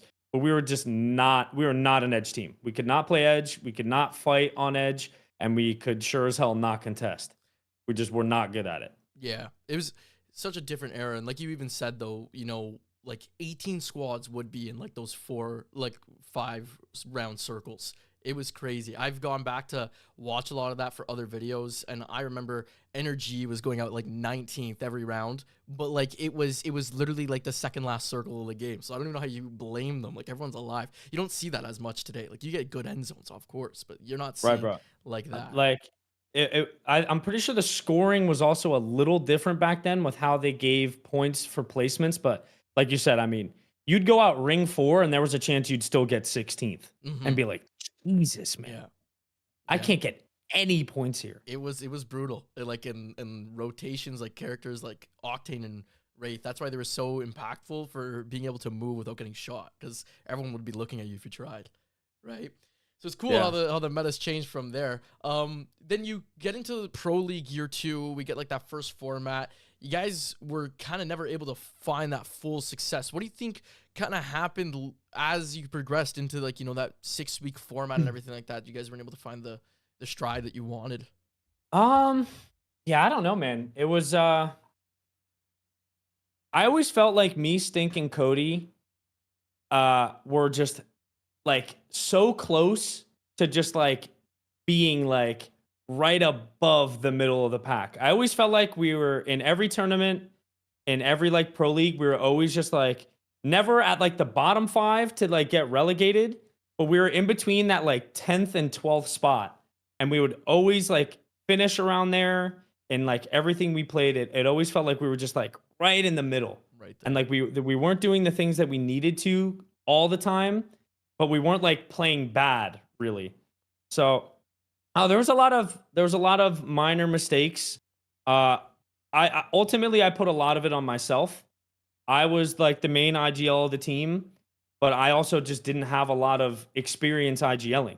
You know, I would watch a lot of odds, and you know, I'd watch a ton of Sweet, a ton of Hal, but it was always so hard to implement how they played because we just weren't them. You know, so it's like you can watch and you can learn, but when you're right in that scenario, I can't make the calls that Hal makes. You know what I mean? It's a lot easier said than done from like a third party perspective, but the IGLing just wasn't there. You know, we'd have that. We'd come to a fork in the road where it was like, all right, we either have to go left here and do this or go right and do this. And it just felt like a lot of times I wasn't making like that right decision. And it was like, man, if we had just done this in game 3 and then done this in game 4, we would have been in the top 7 or something. And it always felt like we were just right there. In all my time now of like watching so much like VOD review and everything like that, that's probably like the number one thing I notice. A lot of teams have good macro, like you know, the early game strategy, everything like that. They have that locked down. Obviously, there's some people that can improve it a little bit better, but the thing that separates like at least TSM and even Dark Zero is like those last minute impromptu, this is what we need to do right here to win the game. Yeah. And they pull that together. And that's always the hardest thing. And I've listened to a bunch of stuff with like Raven, and like that's what he even says that separates Hal from everyone else is his ability to in the moment think about it. He doesn't even talk to Hal about that stuff that much from what I understand. Like that's all Hal. Like he's all like the macro early stuff. Yeah. Hal's the It's those react micro calls that like you honestly just can't teach those.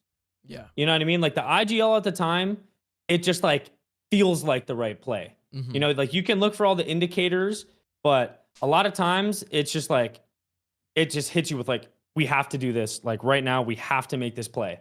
And that's just intuition.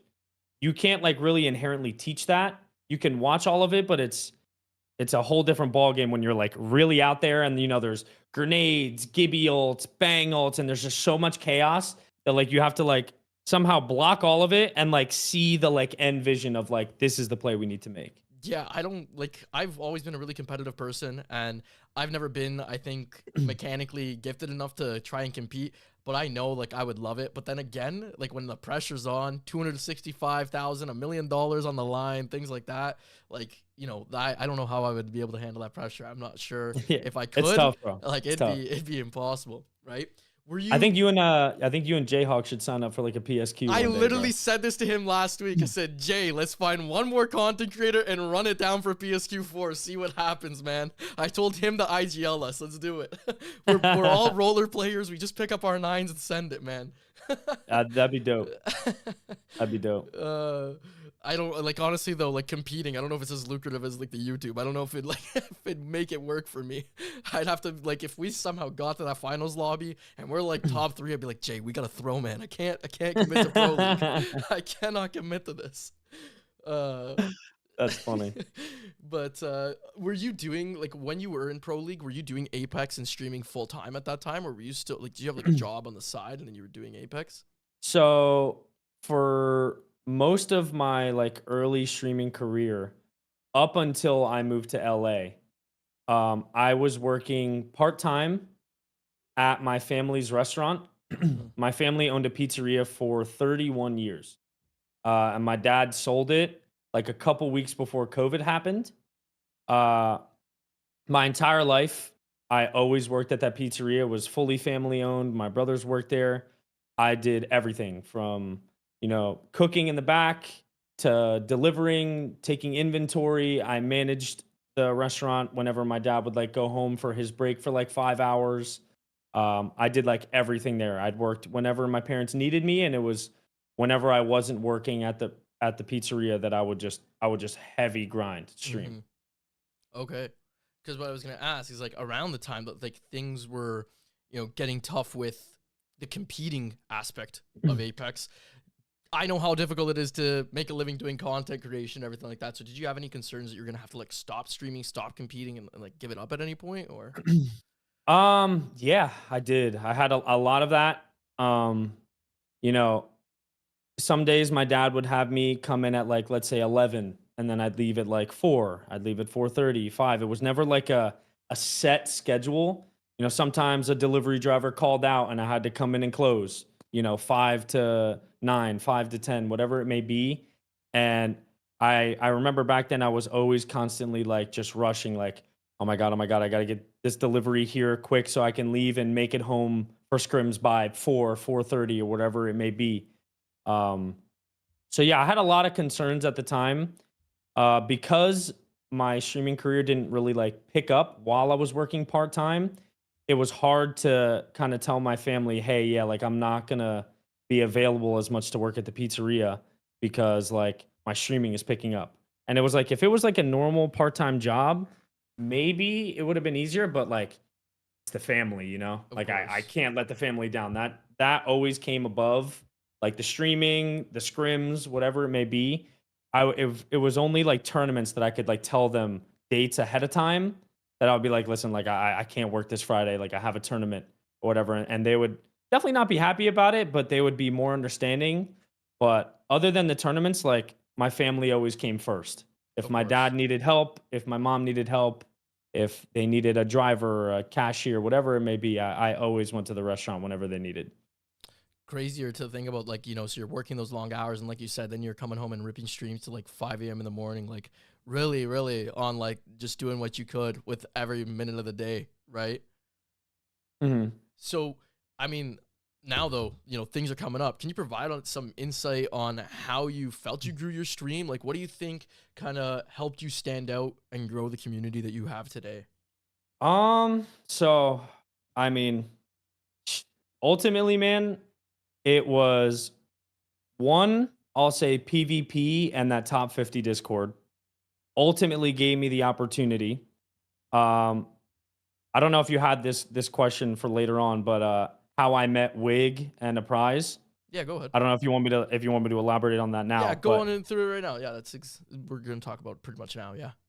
okay, so it was just one random day, top 50 Discord. Wig and a prize put up an LF1. I was like a maybe 10 viewer streamer at the time. And I was like, I don't know, maybe number 30, number 40 pred. And I had hit them up and I was like, yo, like I'm down to play. And Wig and a prize, they could have just completely egoed my message. They could have just said, like, like I'm sure this guy's good, but I'd rather play with someone that I'm familiar with or someone that I know. And they end up were like, yeah, bro, whatever, like hop in. And me, Wig, and a prize played that rank session. We gained like 2,000, 2,500 RP. We had like an absolute blast. And I was like completely different the way I acted with Wig and a prize at the time because I was super, super intimidated by their viewership. And like, I didn't want to just like bring out my entire goofball at the time because I wasn't sure like, how they were or what they wanted on their streams or whatever. So I was like super, super shy and just like nervous. And I like was heavily focused on just like making sure that I never like threw games. Yeah. And so I started playing with them. We had that one rank session, and then they hit me up the next day. They were like, yo, bro, like, you want to run it back same time tomorrow? And it was after that second session that we made like a group chat together on Twitter. And we had played almost every single day since then for like a whole entire split. And I was just like heavy, heavy grinding. And it was through Wig and a prize that I started even seeing like a tiny bit of growth of just like seeing people from their streams come to mine when they would get off, or if I like started a little earlier, it was through their streams that I really, really started seeing any type of growth. Mm-hmm. And then there was a time where my PC was like failing on me, and I remember I was playing a rank session with them, and my PC had crashed. And I had just gotten like a raid. I forget who had raided me at the time, but I had like, a couple hundred viewers, which was like not normal. It didn't really happen too often. And my PC had like crashed and I had to restart. And I was like super, super upset about it. Wig like deafened, like stood still in game, and he donated me $1,000 to buy a new PC. And then people from his community also started donating. And it got up to like around, I think like $1,500, $1,600. I ended up throwing up the rest of the money and I ended up buying like my first like really nice PC. And I'll forever be thankful for that one that they were able to do that for me. That was insane. So funny enough, I was gonna ask about that. I was gonna ask about like because I remember that because I'm pretty sure that was actually the first stream I had actually seen of you, right? I might have been watching Wig at the time and remember him deafening everything like that. And then after I heard like, oh, like $1,000 donor, like what? And then after I popped over with all those viewers and then since then I've been hanging around. So yeah, like, you know what? We were talking about this the other day. I had done a stream where we kind of went through like the greatest clips in Apex history with Jayhawk and Zephyr. And we were talking about, one of the clips in there was when Dizzy raided Wig, obviously, right? And so Zephyr said something along the lines of, was just giving the right opportunity to the right person, and now he pays it forward. And it's clear like the same thing here that he's done with you, like giving the right opportunity to the right person with not just the PC, but just everything else that you guys have done together now. I mean, we'll even hop into that with the B stream and like, yeah, again, awesome and amazing to see. And you guys pay it forward, the two of you now all the time, right? Which is, I always say this all the time too. It's like, you can throw someone's name out there or like give them a platform, but it's their opportunity to be able to like get those people and like win them over with like, your personality, your humor, your morals, whatever it may be. Like, you can say, hey, everybody go check out this guy, but you as the streamer also have to do your part and like paying it forward as well later on down the line, like to be able, because those people could click on my stream, but they could easily just click off, just as easy as they come in there, they can leave. for sure. So Totally. I was very, very thankful that Wig and a prize gave me that platform. And, we had been friends for like a whole year and a half. And then it was a random text message one day from Wig saying, hey, I'm in San Diego at the time, but I have to move for 100 Thieves to be in LA. So I'm like easily more available for them. It was like, do you guys want to live together? And it was like, I know this is very, very short notice, but like, I'm actually moving like in 2 weeks. So I kind of need like an answer from you guys, like in the next coming days. And I remember sitting down at the kitchen table with my mother and father, trying to tell them, hey, I'm working part-time at the restaurant, which they didn't own anymore. They sold it at the beginning of COVID. But I was still working part-time to the person they sold it to because he was like a family friend. Um, I was like, hey, I got this opportunity. You know, I'm still under CLT, so I'm making this much like guaranteed, and then whatever my stream brings in, I'll be able to pay my rent.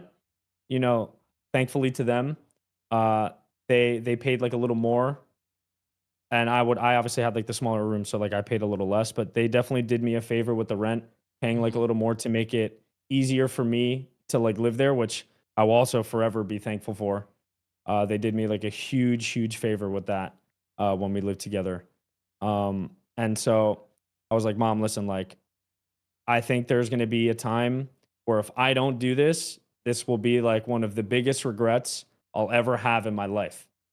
I was like, I have a degree and I can always go back. But like, if I don't move out there with them and at least try it for a year and see what happens with my stream, I was like, I will regret this for the rest of my life. And my Yeah. parents were like, you know, we really don't like it. You know, we don't know these kids. We don't know their parents. We don't know who they are. This is like a very, very difficult decision. But they were like, if you are this passionate about it, like, we'll let you do it. And so we found a place. I booked a flight. And 2 weeks after that conversation, Wig picked me up from the airport. And it was Wig, a prize, and hideouts at that Oh, airport. no Picked shot. us up. And I remember moving into our apartment, nothing there, no desk, no bed. It was a complete empty room. To get everything, I'd saved, you know, a little bit, like a couple $1,000s to spend everything. But I ultimately came to LA with like almost nothing, like maybe like a couple thousand in my bank account that I used to buy like a cheap desk, cheap chair, and a cheap bed, and that's like all I had to my name. And came to LA and just took a chance with everything in like the streaming industry. All about taking some of those like those big risks on yourself, just being totally and completely confident that you can do it, right? Like it's like if you don't bet on yourself, who is? So Right. that's I I almost fucking like love tear that. up just thinking about this story, No, man. I mean I'm getting Calm down. emotional. I'm actually literally like, holding it back right now. I'm not even lying, right? Because it is. It's like it's truly inspirational, and you know, again, I know the chats here, and I see them saying the same thing. But as someone going through it, very similar. It's like, you know, it's really awesome to hear, and that's especially why when I did this wanted to do these interviews. These are the stories I want to get, and why I told you a lot of people had asked for your story. I wasn't just lying about that. I said, who do you Yeah. want to hear about? And I got a lot of Greek. But I always intended to ask you to be the first person, no matter what people said. I'm not gonna lie. I appreciate that, man. Yeah. Well, then let's get into like kind of like what you're doing now. Like stream's been popping off. I feel like that's another big reason I like this interview, because I'm on the Greek train right when it's about to fly here, man. B stream and everything like that. You know, it was a little bit with your competitive career. It's a little bit of blessing in disguise that you didn't qualify for that split 2 playoffs land there, right? I'm sure you would have loved to compete at it, but you get to go to the B stream. Tell me a little bit about how that came about when you went to Sweden for the first time. So, man, like you said, we didn't qualify for Sweden. You know, I had been working my ass off towards that. And then when it didn't happen, I was you know, still watch partying on the side on my channel. Wasn't really getting like a lot of viewers at all. And how I watch party now versus what I do back then, man, I would just put on the POVs. I wouldn't really talk much, and I'd kind of just sit there as if like I was a viewer in my own chat. And I would just kick back, and I would like really only answer questions like if people had asked me or asked about my opinion. I was just like, yeah, you know, like, you know, people like me. I watch competitive anyway on the side every single tournament. I might as well just stream it, you know, and whoever comes in, you know, whether it's a couple people, 10 people, whatever it is, like I'll just go live. And if anybody wants to chill and watch it with me, it is what it is. And like, I didn't consider myself like a watch party host. I was just kind of, I'm going to put this on for us. And it was like, you know, like a movie night kind of type I'm deal. gonna We would just watch together as if like I was a viewer myself. Yeah, I'm gonna do And this so, anyways. Might as well just press the live button, right? right. So that's kind of like how that came to be. Um, and then it was when I moved in with Wig, and I was like, you know, Wig has, you know, a way more pop and watch party. And, you know, why sit here when I could just like go right into his room and I can make his better just by like being able to like be another person in there to like talk to chat. And like people would always ask like, oh, like, why don't you guys just stream together? And I was like, I don't want to bring my PC in there. Like it's so much to do. Like I'll just go in there. Like it's okay. Like I don't have to go live. And that's how it first started. We started doing watch parties like in his bedroom. I would just like bring my chair in there. He didn't have like a, super sophisticated setup where like we could both hear audio. So I was basically doing it with no audio, and I just had my laptop on my lap, and I was looking at POVs too. And it was just our natural banter that started like picking up a little bit of traction, and people just loved the vibe that me and him had together. Mhm. 'Cause it always just felt like with Wig, it always just felt one natural, but it always just felt like I've known him my whole life. You know, there's I don't think me and Wig have ever had an argument, like ever. And I don't think we ever could. Mhm. There's almost like nothing that would ever be that serious that me and him would have an argument over. And it was always just super, super natural, and I never have felt like forced to like, do this, speak a certain way. Like I could always be myself around him, and he always like embraced that. And it was after we didn't qual, he had gotten a call from Shaheen with this opportunity to do a live B stream from Sweden. And I remember I like would overhear him from my room in the call. He was like freaking out in the kitchen about like that opportunity. And Shaheen was like, also, we want you to have like a co-host. They were like, you can bring like whoever you want. And Wig instantly was like, I'm bringing Greek. Like I do it with him already. Like I don't want anyone else. I want to do it with Greek. And so I remember he comes in, he shares the news with me, but he doesn't tell me at first that like he wants me to come too. So like I remember like hugging him, dapping him up. I was like super, super hype. I was like, dude, Sweden, like that's insane. He was like, bro, there's the best part. I was like, what? He was like, they want you on there too, like us together. And I like almost started crying because I was just like, no way. And it was that Sweden tournament that like kind of shifted my parents over Mhm. from like, the teeter-totter like 50-50 to like more supportive, because they were like, wait, you're telling me that they're paying for you to go to Sweden? I was like, yes. And they're paying me to be there. And my mom was like, no way. No way. Absolutely ridiculous. And And like, so that's when Sweden started, and that's when the era of the B stream took over. and you You gotta know, think, not only like that, like first land in 4 years, like that wasn't like that's not just an opportunity. That's like the biggest opportunity that there was. Like this, it was something that was brand new, but everyone it was so highly anticipated. I remember you guys peaked at I think like 75,000 viewers one day at that event, right? that was the Raleigh event. Was it the rally you did Yeah. 75? Oh, okay, I thought Sweden, we hit, I think it was like 40 or 45 was was the still highest. ridiculous. And I also, on a side note, I also want to say, man, at the time when I was making that decision and I came here to LA with nothing, I had a really, really long phone call with Mama Wig. And, I, I owe a lot to her, obviously, and Wig too. But like, she has been like a second mother to me when it comes to like the streaming stuff. Whenever, whether it's good or bad, she's always calling me and like checking in. And it was when Wig had hit me with that decision of like, do you want to move out to LA? I think I was on the phone with her for like a year, and she was like, hey, listen, like, I know it's a tough decision, and I know you're thinking a lot about like money and what you're making now, but she was like, not only me, Wig, and a prize have like the utmost like faith that like you're gonna grow. She was like, I watch you a lot, and I think you have something, and people just haven't seen it yet. And she was like, I think you should do it. She was like, if you ever need anything, like, me and Jack, we got you. Like, we'll help you out with whatever you need. But she was like, I think this is that risk that you need to take in order to like really start your career. And like, I remember that phone call, man. Yeah, Mama Wig's in the chat. Like, yeah, let's get hearts for Mama Wig, guys. Like, ever since I made the Nice Wig video about him, she's just supported everything I've done, messaged me, and just seeing that it's someone who's like so helpful for the entire community is absolutely amazing. She's great, man. She's That great. belief and that support, it's what a lot of us need, right? And I love to hear that. It's amazing. Yeah. Thank you, Mama Wig. Thank you for believing in everyone. We love Oh, Mama Wig. yeah. Okay. Where were we Man, then? you started cutting up onions in here, man. What Yeah. the? I know. Like, what are we doing, man?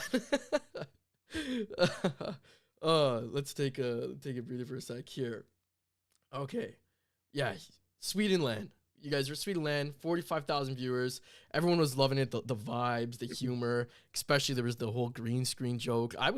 I remember waking up, like I just casually woke up at like 5 a.m. and I was like, oh shit, the stream's on. Pulled it up and I remember it was like 5 a.m. in the morning Eastern time and you guys had already had like 30K up there. I was like, oh, I love this. And Yeah, I bro. watched the entire day long because that's how good you guys were. Were you nervous going into like I'm assuming you were, but how was that? Like going in there, like tell me like, your feelings, your nerves in there. So I, I never ever had like an insane, like, thousands of people watching me ever. And it was when we got to Sweden, man, like Wig could tell that like I was looking at chat. There was obviously, some haters. Obviously, a majority has always been super, super positive.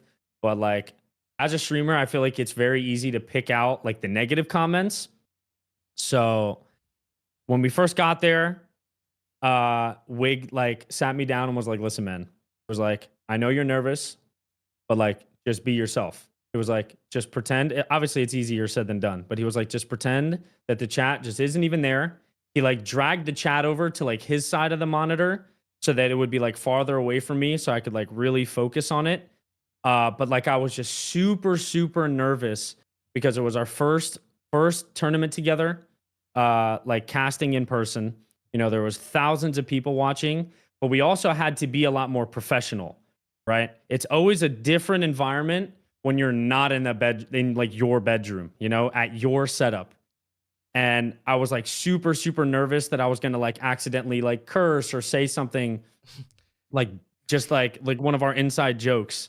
And like, EA wouldn't like that or something. But when it came to the B stream, man, EA always let us do our thing. Yeah. They never ever tried to hinder like our conversation, our banter.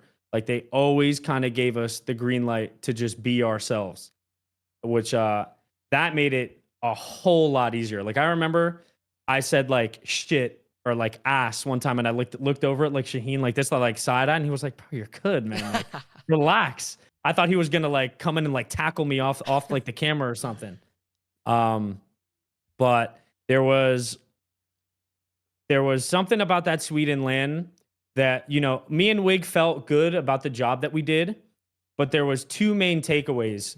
One for both of us and one that I had like internally that I needed to get over.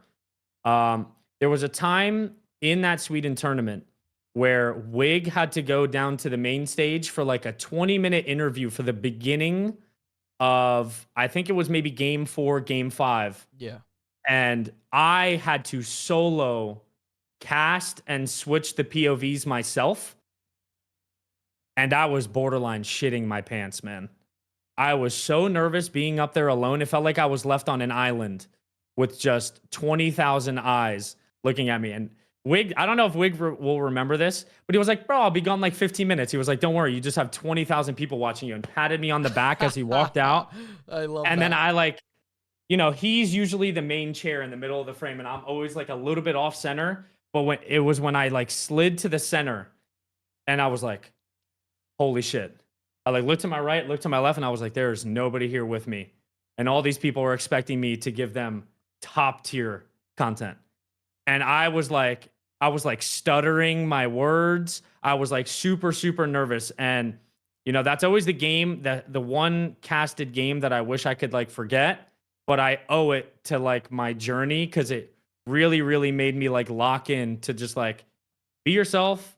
Don't care what the chat is like saying, and just like do your best to watch everything. Like you're not a computer. You're not a robot. You're gonna miss fights. You're gonna miss, rotation. You're watching 20 teams at once. You can't possibly watch everything. And like I was constantly like flipping through the POV so fast because I didn't want to miss anything, that I wasn't letting like the true aura of just the tournament like marinate on like a POV for a little bit. Yeah. For people to like really see the bigger picture. And it was that game that I like really started focusing on like what my biggest weakness was at the time. And it was other people's opinions of how I was casting, if I was as good as Wig, if I was as hype as Wig. And like I came to an internal realization that like I will never be Wig. You know, like no one will be Wig. He is his own caster, and like what he brings to the table is like completely unique to what anyone has ever seen before. And that's why he's the GOAT at what he does. But I was like, I have good things that I'm good at, and I need to just make sure that those show when we're doing these B streams and these shows. And then the other takeaway we had from Sweden was there was tons of times, man, that we did not know players' names. We did not know, you know, where they were from, what languages they spoke, what team they were on, what region their team was on. Because when we had gotten that call from Sweden, man, there was like 2.5 weeks, maybe 3 weeks before the tournament. Oh, damn. We had no idea. I didn't even have a passport, dude. I couldn't get one in time, normally sending mine in. I don't know if I've told this story either. I went through like a very shady like online company to get an expedited passport. I had to pay $1,000 to get my passport in a week.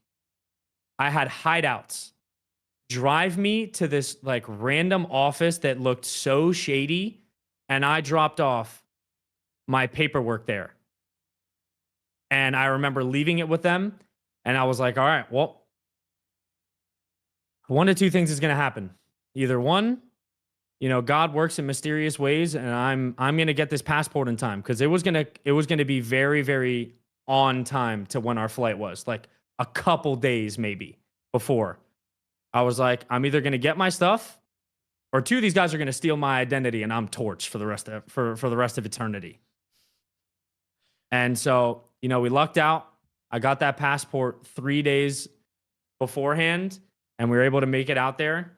But moving forward, it was at that time when we had come back from Sweden where Wig was like, bro, listen, you know, we did a great job, and, you know, people loved it, and the community was super positive, but they were like, we could be so much better. And I was like, bro, you are absolutely right. I was like, we not only watch a lot of these regions, at the time we were only really watching EU and NA, right? EMEA and NA. And Wig was like, I want to start watching APAC together. He was like, I know South is going to be a little harder, but he was like, you stay up late, so we can definitely make APAC North work. He was like, we want to start watching that too. Because there were times on that Sweden podcast, well, not podcast, the B stream, where like I had mixed up, you know, teams and what regions they were from. And I felt so bad. I was like, man, like these guys are out here traveling from all over the world, and I'm doing them the disservice of not even knowing how to pronounce their name correctly or what team or what region they're from. I was like, never again. Me and Wig started off stream going over, all right, what's this player's name? What team is he from? What region? And we started like quizzing each other to make sure that that we were always on point and knew every region, every team, pronunciation. Like we would go on like other chats and be like, hey, like, could someone let me know how this works? Like what this person's pronunciation is, where are they from? What language do they speak? And we really started learning like every competitor for every LAN. Like on the plane rides over, I would have like a little like notepad, and I would like kind of always be looking at it. And we were like, bro, we could be so much better from Sweden. Like we did a good job. It was our first trial run, but like we could be so much more thorough with our information and how we present it. And like we're doing these guys such a disservice with the hard work that they're putting in and the long hours of travel to be in front of this many eyes and not even know how to pronounce like their team name or where they're from. So we both set it in stone. We're like, we're going to start watch partying everything. Yeah. Everything. Your work is 100% noticed. Like, I don't even actually know if the B stream, like, from Sweden VODs, like, still exists. Like, if you could watch the full thing. But, like, at the very least, like, there's a handful of clips out there. And when you watch it, and the difference from them then to even now, just like in the way you guys do, like from a standard casting point of view, like the play-by-play, the color casting, like it's gone through the roof. Like your analysis, like you know, you even talk about it all the time, like the way you switch between different screens. I think I understand now that like you have like you guys have two codes where like you're on one screen watching the map, Wake's kind of dealing with his thing, and you could switch it at the same time. Is that right? Like you can switch it from a second monitor or something like that. Yeah. So what most people don't know is like what I kind of do on the side, because like my monitor isn't really shown as much. So like we have like a sometimes a 2 PC setup, sometimes 3. Lately it's been 3. EA has really been hooking us up with that. Where I get my own code and I'm in the game as an observer. Wig gets his own as an observer. And then we have obviously like a third PC for like separately just for the stream, just in case like it crashes or something like that. I have the map up open on my monitor and I'm constantly looking around for like potential POV switches. Like, all right, you know, these guys are trading shots. You know, this team's looking a little more aggressive, or, oh, this zone pull is going to force this house to have to move in here. So I like keep mental notes of like who we're going to switch to. Whereas like, obviously Wig is the main, he's the main beef of it. You know, he talks more than me. He's like, he's the overall voice of the B stream. But like he always gave me that green light of like when I feel there's something that needs to be switched or there's something that needs to be said, like I can chime in whenever and he won't like interrupt me. And that we've gotten way better with, like in Sweden, we would obviously both start talking sometimes at the same time, but I feel like the fluidity between us has gotten a lot more easy and just becomes natural. But like I'm always looking for the next POV to look for. So like when we're watching like a fight happen, you know, I'm casting and I'm watching it, but I'm also keeping my eye on like, all right, the second this is over, I'm already seeing, you know, complexity and NRG getting into it. Like I need to have that like ready for him to switch to the second this is done, because I don't want us to miss this either. So like I'll like either give him like a shoulder tap, or he has like a Go XLR Mini that he could just press and it switches to my POV. Yeah. So like when a fight breaks out, I'll like obviously start casting and watching it alongside with him. But like towards the end of that fight, my mind is already looking at like the next thing that we're going to either talk about or like watch. So like I'll kind of like leave it off to him to like end it into like the segue of like the next fight or the next rotation that we're going to look at. I'm like constantly looking at my other monitor. And like at first people were like, man, this Greek guy, you know, like he's not talking as much, or like he seems like uninterested or like not locked in, not focused. And I'm like, guys, I'm looking at this other monitor, making sure that we don't miss a damn thing. It's the complete I was like, opposite. you know what I mean? Like I've never been more locked in. Like I'm making sure that we don't miss anything. Yeah. And like I'm kind of like the eyes from above, you know? So I do that work on the side, and I try to like balance being able to talk as much as I should while at the same time not missing it. Because ultimately, you know, people watch the B stream because of, it seems like we watch a lot, you know? It's hardly ever they're like, oh my God, you guys missed this, and then you missed that, and then you missed that. Because it's like, I'm making sure like that does not happen, you know? So like, I'm always looking for like what's next. Because I just want to make sure that the amount of memorable moments of whether it's like team plays, funny stuff, briefs, whatever it may be, is like shown on that broadcast every single game. Of course. And that's what I'm saying. Like you guys got a lot better. Missed that MT360 Kraber shot though. Yeah, we're trying to show Riddle some love, man. We had that little camera that goes right to Riddle. We're like, yo, they've been having a little bit of a rough set. You know, they're in this top 3. You know, Moist was killing it at the time. They were doing so well. They had just won, yeah. We're gonna see if they can bring back this 2v3. So we're gonna put it on Riddle and see what happens. And yeah, we ended. I actually had that POV of empty on my side monitor, but we wanted to show Riddle some love.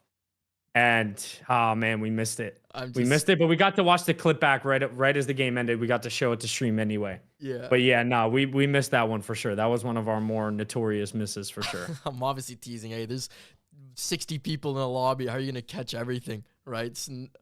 Borderline impossible. The other thing I was gonna say is like, I mean, like I was gonna ask you how do you plan, but you've gone through so much how you prepare and plan. Like the other thing was like I feel again on the basis of like standard casting, like Wig, as much as he is like the main voice, because he seems more like the play-by-play caster, where you I find like take like that color commentator role, giving him like the insight. Like, have you guys ever like planned those roles, or is it just kind of because it's still loose, it's not rigid? Does it just kind of unfold that way? So it's gonna sound crazy and not many people believe it, but me and Wig don't really like planning or Mhm. having like, we're gonna do this, we're gonna talk about this. We both don't really work that well with structure. Almost everything we do from hitting that go live to the podcast, none of it is planned. We don't Mhm. even have like, all right, we're gonna have these talking points. We both just work so well on the fly that we just say like, all right, you ready? Fist bump, go live, and just like whatever happens, like happens. Like that's always how it's been from the start from Sweden, and that's always just how we like it. We don't really like too much structure because then it almost just feels like not as genuine. You know what I mean? Mhm. That's just the vibe that we bring, and we just we're gonna mess up a couple times. That's part of it though, but that's why people like it because it's not like super professionally like orchestrated. We kind of just do it on the fly for everything.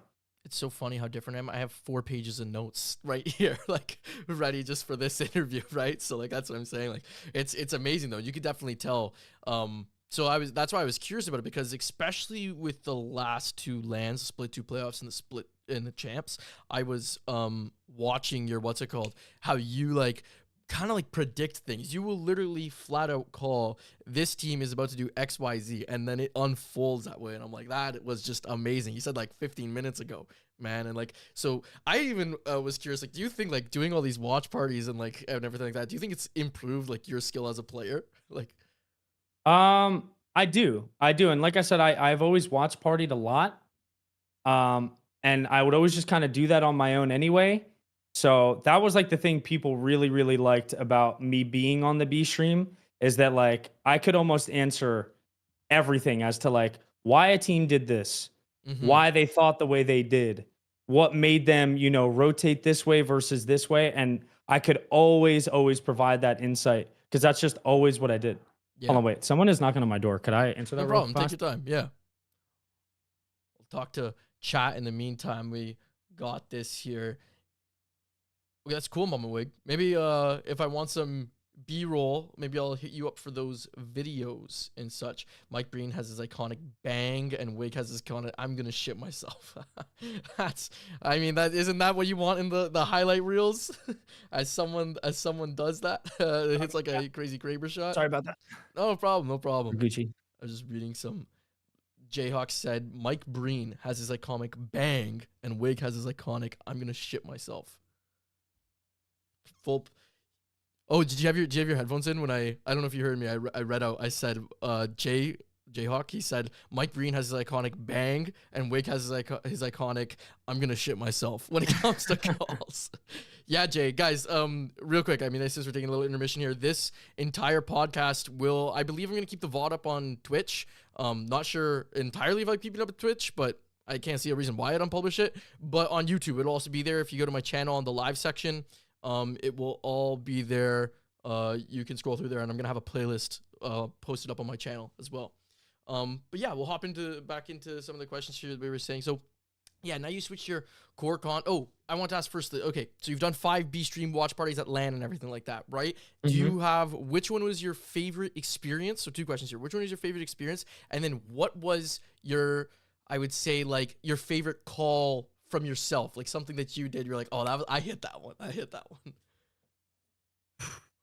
Oh man, I don't know. I've had so many. My favorite setup that we've ever had was by far Raleigh. Mm-hmm. Like that glass and having that fan interaction. And, before we'd start, there'd be a line of people there waiting to just like say hi to us. And like, I mean, from someone streaming in my mother's basement for 3 years to coming to LA to having people wanting to literally wait for me to arrive and like greet me and ask for like a signature and something, man, like that's like a whole different surreal feeling.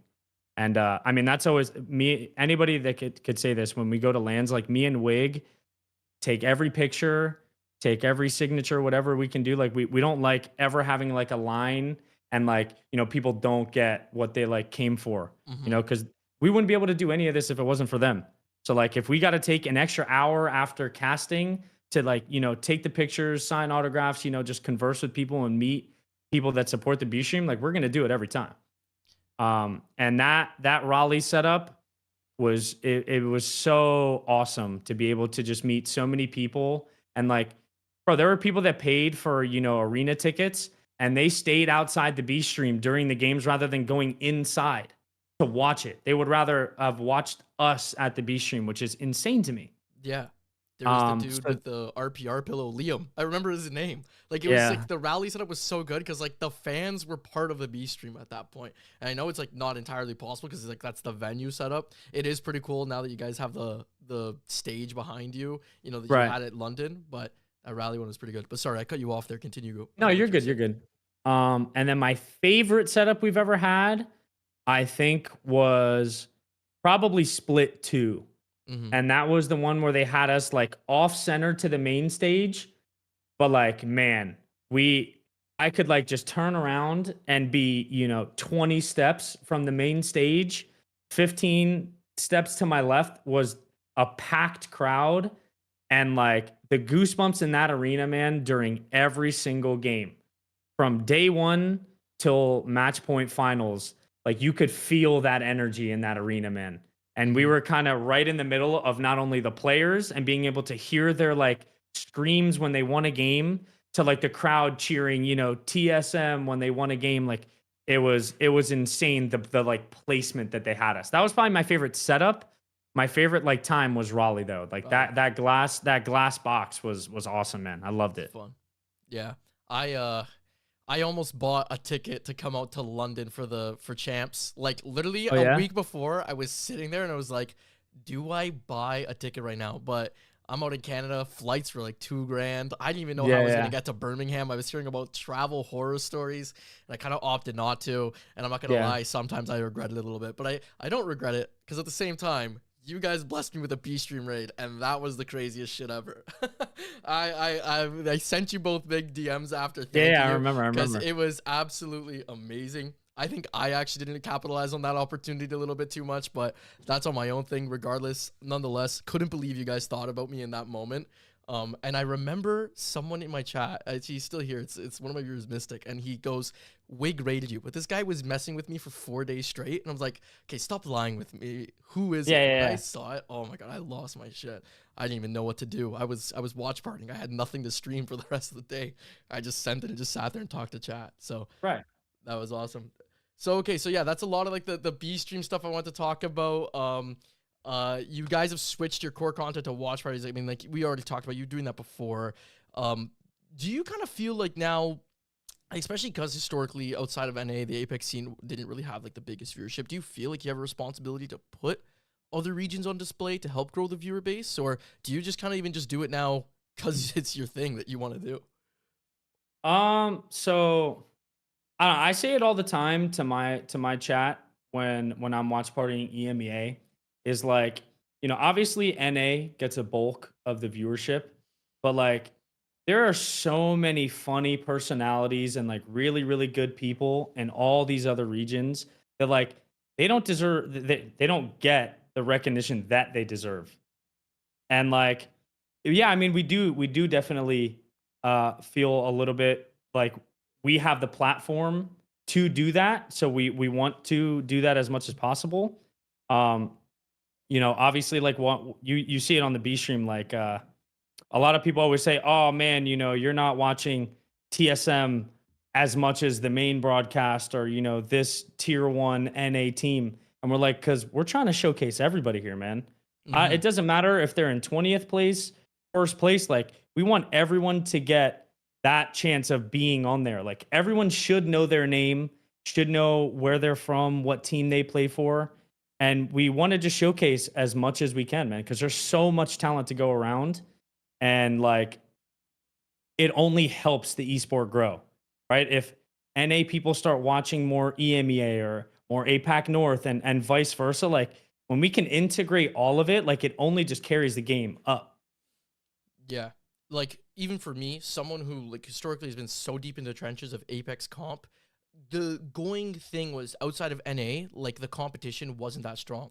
And so it made me like not want to watch other regions. But you go and Right. you think about it now, it's like APAC South, it's not even EMEA, it's like number 2. APAC South's been the number 2 region.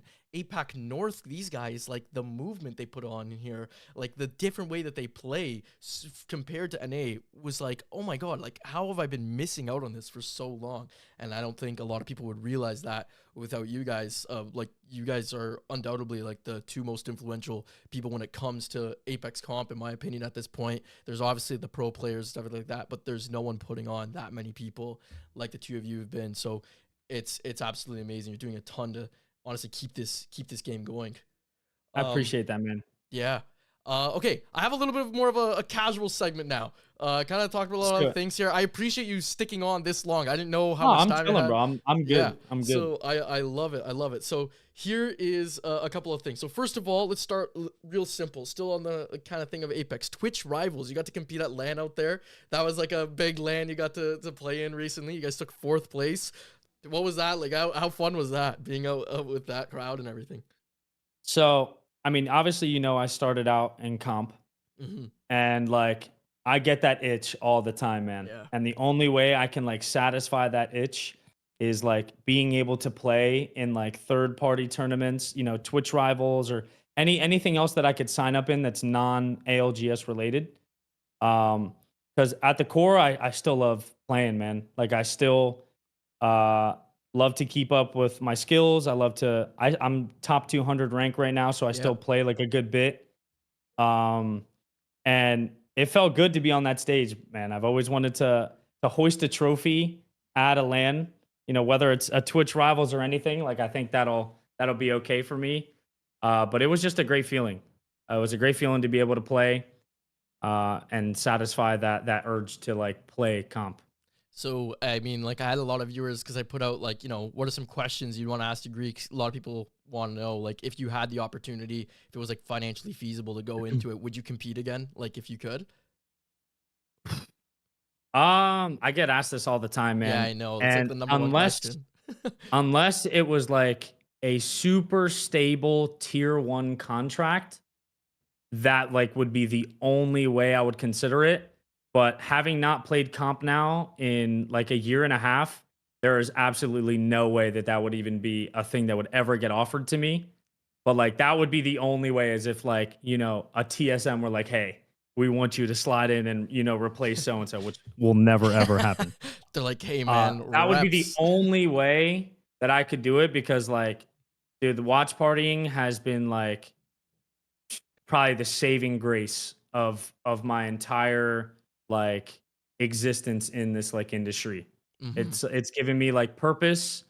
It's put me in a place of like super flexibility to be able to, get on and watch whatever I choose and still having time to like stream, any variety games or play Apex, whatever it may be. It has been the best decision I made to like step down from comp and pursue watch partying and content. Yeah. So like it would take a lot for me to give up what we've like built in these last 2 years, and not only my community, but the B stream entirely. I don't know if I could ever give that up for anything. For sure.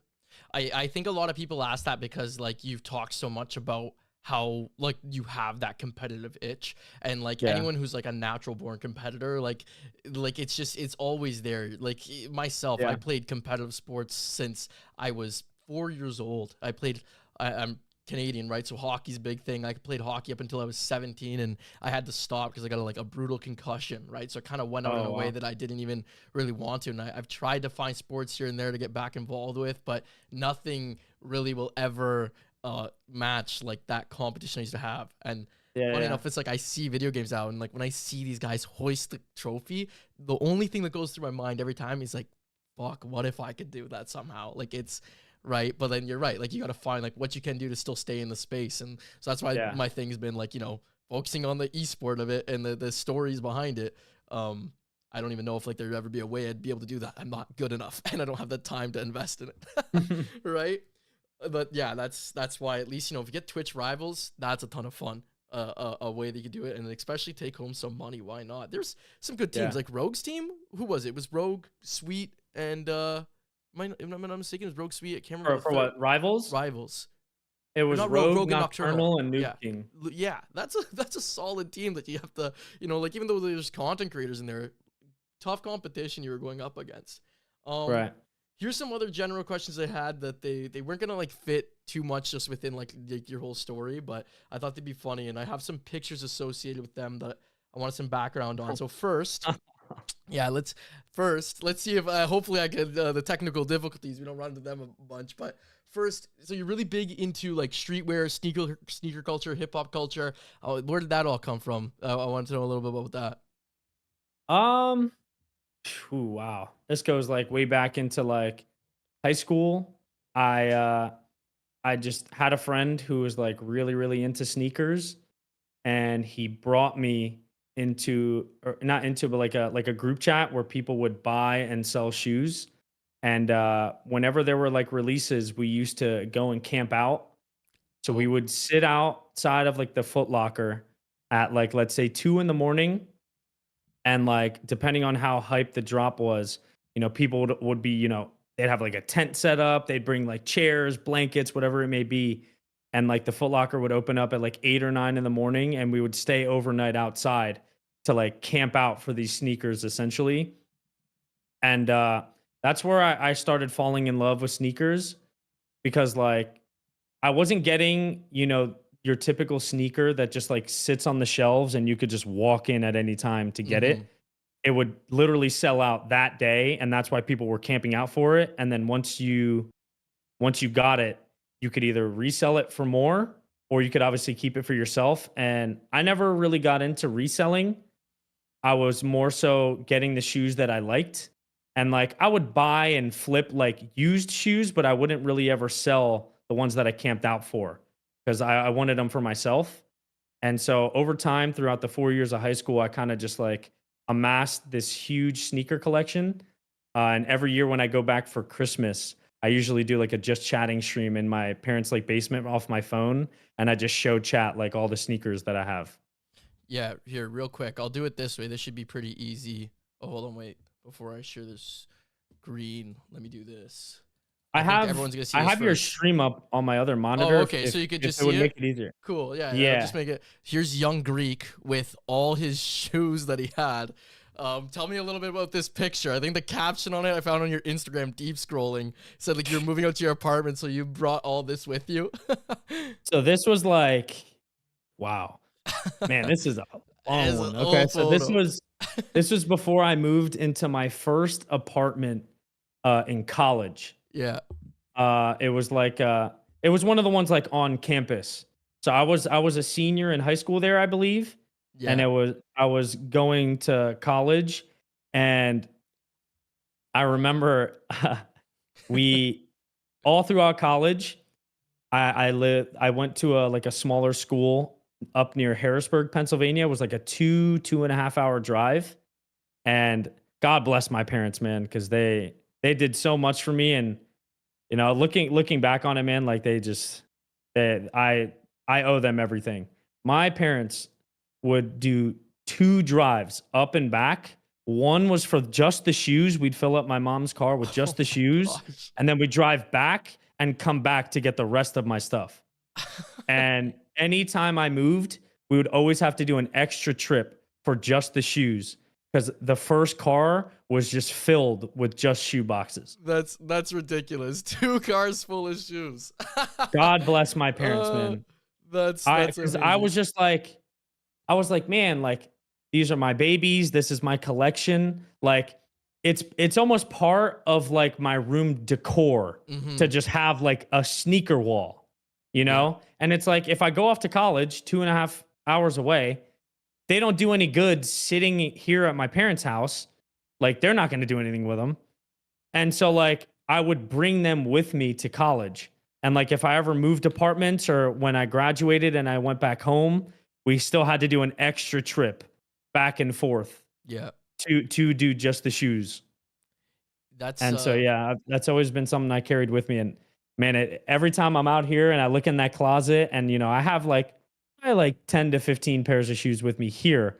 I'm like, I wish I had my whole collection, man. I miss them every time. I like forget what I like actually have. That's I was always like casually into like the sneakerhead culture and such like that. Obviously never that deep. I just I think like when it was really like a booming thing, I was in high school and I didn't have the money to go buy the shoes with, so I never did. But I've always definitely been into it. There's a couple of other things. I had one of my viewers, Aaron Randolph, wanted to know what makes a Gucci white t-shirt better than a normal white t-shirt. The Gucci white t-shirt, man. I mean, it's all about the branding and it's all about that confidence that you feel when you put on the clothing. Uh there's something about just throwing on that t-shirt, man, that just makes you feel like Himothy. When you walk around, it's that like extra boost of confidence of like, all right, I got this, And that's not to say that you can't just throw on like a normal t-shirt. I don't have like an insane amount of like designer clothing by any means. I just have like, like a couple pieces. But I always say it's not the clothes that rock the person, it's the person that rocks the clothes. Yeah. If you got the confidence that you can wear and put on anything and it looks good, then that's all that matters. And you could pull it off if you like set your mind to it. My fear would be getting that white t-shirt dirty. Like that's my That's thing. fair. But That's you fair. know what? I got my mom. I still live with. Mom, take care of this. Figure it out.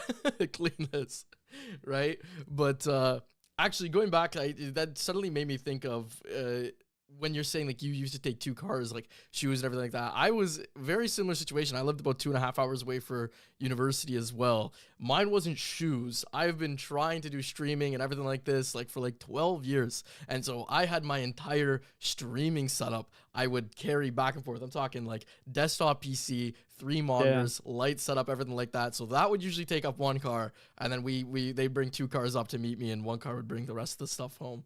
Yeah. Yeah. And I always thought I would stay in one apartment throughout all university, but instead I moved every single year somehow. Yeah. So Yeah. I have moved my streaming setup. Like this is not, if you went through my videos, there's like 4 or 5 different rooms because for some reason I move every 5 months. I don't know why. Mhm. Like, yeah. Anyways, okay. Out of hip hop rap artists, who would you say are your top 3 goats? Like your Top number one artist. 3 goats? Yeah, of all time. Like who you picking top 3? I'm going Jay-Z. No order. Jay-Z, Lil Okay. Wayne, and Meek Mill. It's a good list. It's a good list. It's standard. I wasn't expecting Meek Mill, but you know what? Jay-Z, Lil Wayne. Gotta show the Philly love, man. Yeah. Always. I guess I actually didn't know he was from there. Currently, who would be your, like every time I popped into your stream this summer, I think you're playing Fuck You Mean every single time. I mean, it was number 3 on my Spotify rap too, but I was gonna say like, so currently who's your number 1? Currently number 1, I'm probably going Gunna. Gunna, yeah. Gunna's probably first. Nav is definitely up there, and then Meek and Uzi for sure too. Meek and Uzi. Uzi's definitely probably my number 1, like for the last year and a half. I don't know. I've been definitely with him. Okay, that was kind of like the hip hop ones. Actually, I just want to know about this photo right here. I'll pull it up. What's this one? I'm sorry, I had to expose you a little bit here. Do you see this? It's a cat sombrero. I'm assuming you're part of a frat out here at university. So I was in a fraternity. Yeah. This was there was in college we lived on like this little hilltop, and there was 3 fraternities all right next to each other, and all of us had a cat in the fraternity house, and all of us named it after one of the Migos. Oh my god. We had no way. Quavo, Takeoff, and Offset. And this cat specifically, man, was a stray, and it kind of like waltzed into our fraternity house, and one of the roommates at the time in the fraternity like took the cat in, and it gave the entire house had fleas. Oh my god, you could literally see had its to- arm is like just covered in like black dirt. You can see that. No, that's not even dirt. That's Oh. like actually like the cat like actually just Oh. had color. Just right there, like a whole orange cat, and then just had black right and there. on the hind legs too, it had like black no spots as shot. well. That's hilarious. And so like I remember that cat was a good cat, but it was just not meant to be like a house cat. So No. we'd always like let it out and it would, would just like wander around and then it would just like come back in. But we loved that cat at the fraternity house. We took good care of it. But it was just so funny because we had no idea that it had fleas when it came into the house. And we had to like a whole day of like fumigating the house, a whole fraternity house out. We had 4 apartments and 2 people lived in each apartment. So it was 8 people total. Oh my. And that house, that cat gave the entire house fleas in every apartment. That's hilarious. Yeah. No, I wasn't part of any frats. A couple of my boys in university that I was friends with, they were, but I don't think they did anything with cats. Naming them after Migos, I love that. Yeah. Which That's do you remember which your cat was? Like, We had Offset. you had Offset. Coolest one of the group. No, Takeoff. It was Takeoff. Takeoff then. Yeah, R.I.P. Takeoff. absolutely.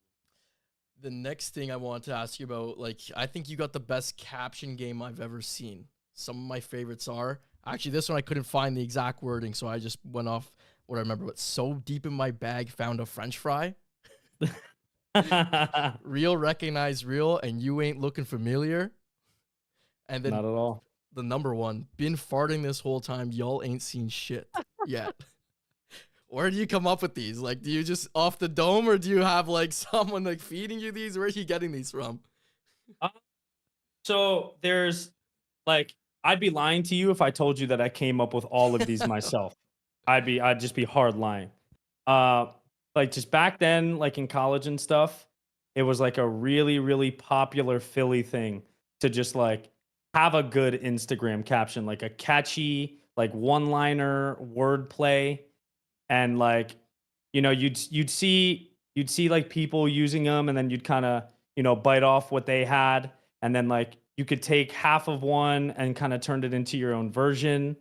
Like the so deep in my bag, I found a French fry. Like there was like other ones that I've seen where it was like so deep in my bag, like fries are still at the bottom. And like you can kind of just like mold them your own way. But like that's always been something that I've like done with my Instagram captions. So I just think it's like funny and it makes people interact more and like look at the photo more when there's like a funny caption. So I always try to like think of something. I have like a notepad in my phone of like all the ones that I've like used or like a couple that I still need to use that I like save for banger pictures later. But I do my research. I look at some potential wordplay, and I look at some other photos too to get some inspiration for sure. Someone even literally said, "Ask him about his book with the captions." You have a book? No, it's that notepad. Oh, I it's showed just a stream notepad. literally, I think like Okay. 2 days ago. Oh, that's I was just scrolling through all the captions. Okay. I that thought it was used. like okay. I understand. That's jokes. Yeah, that's you know what? As the person who's on this planet with notoriously the worst Instagram game, I find it hilarious.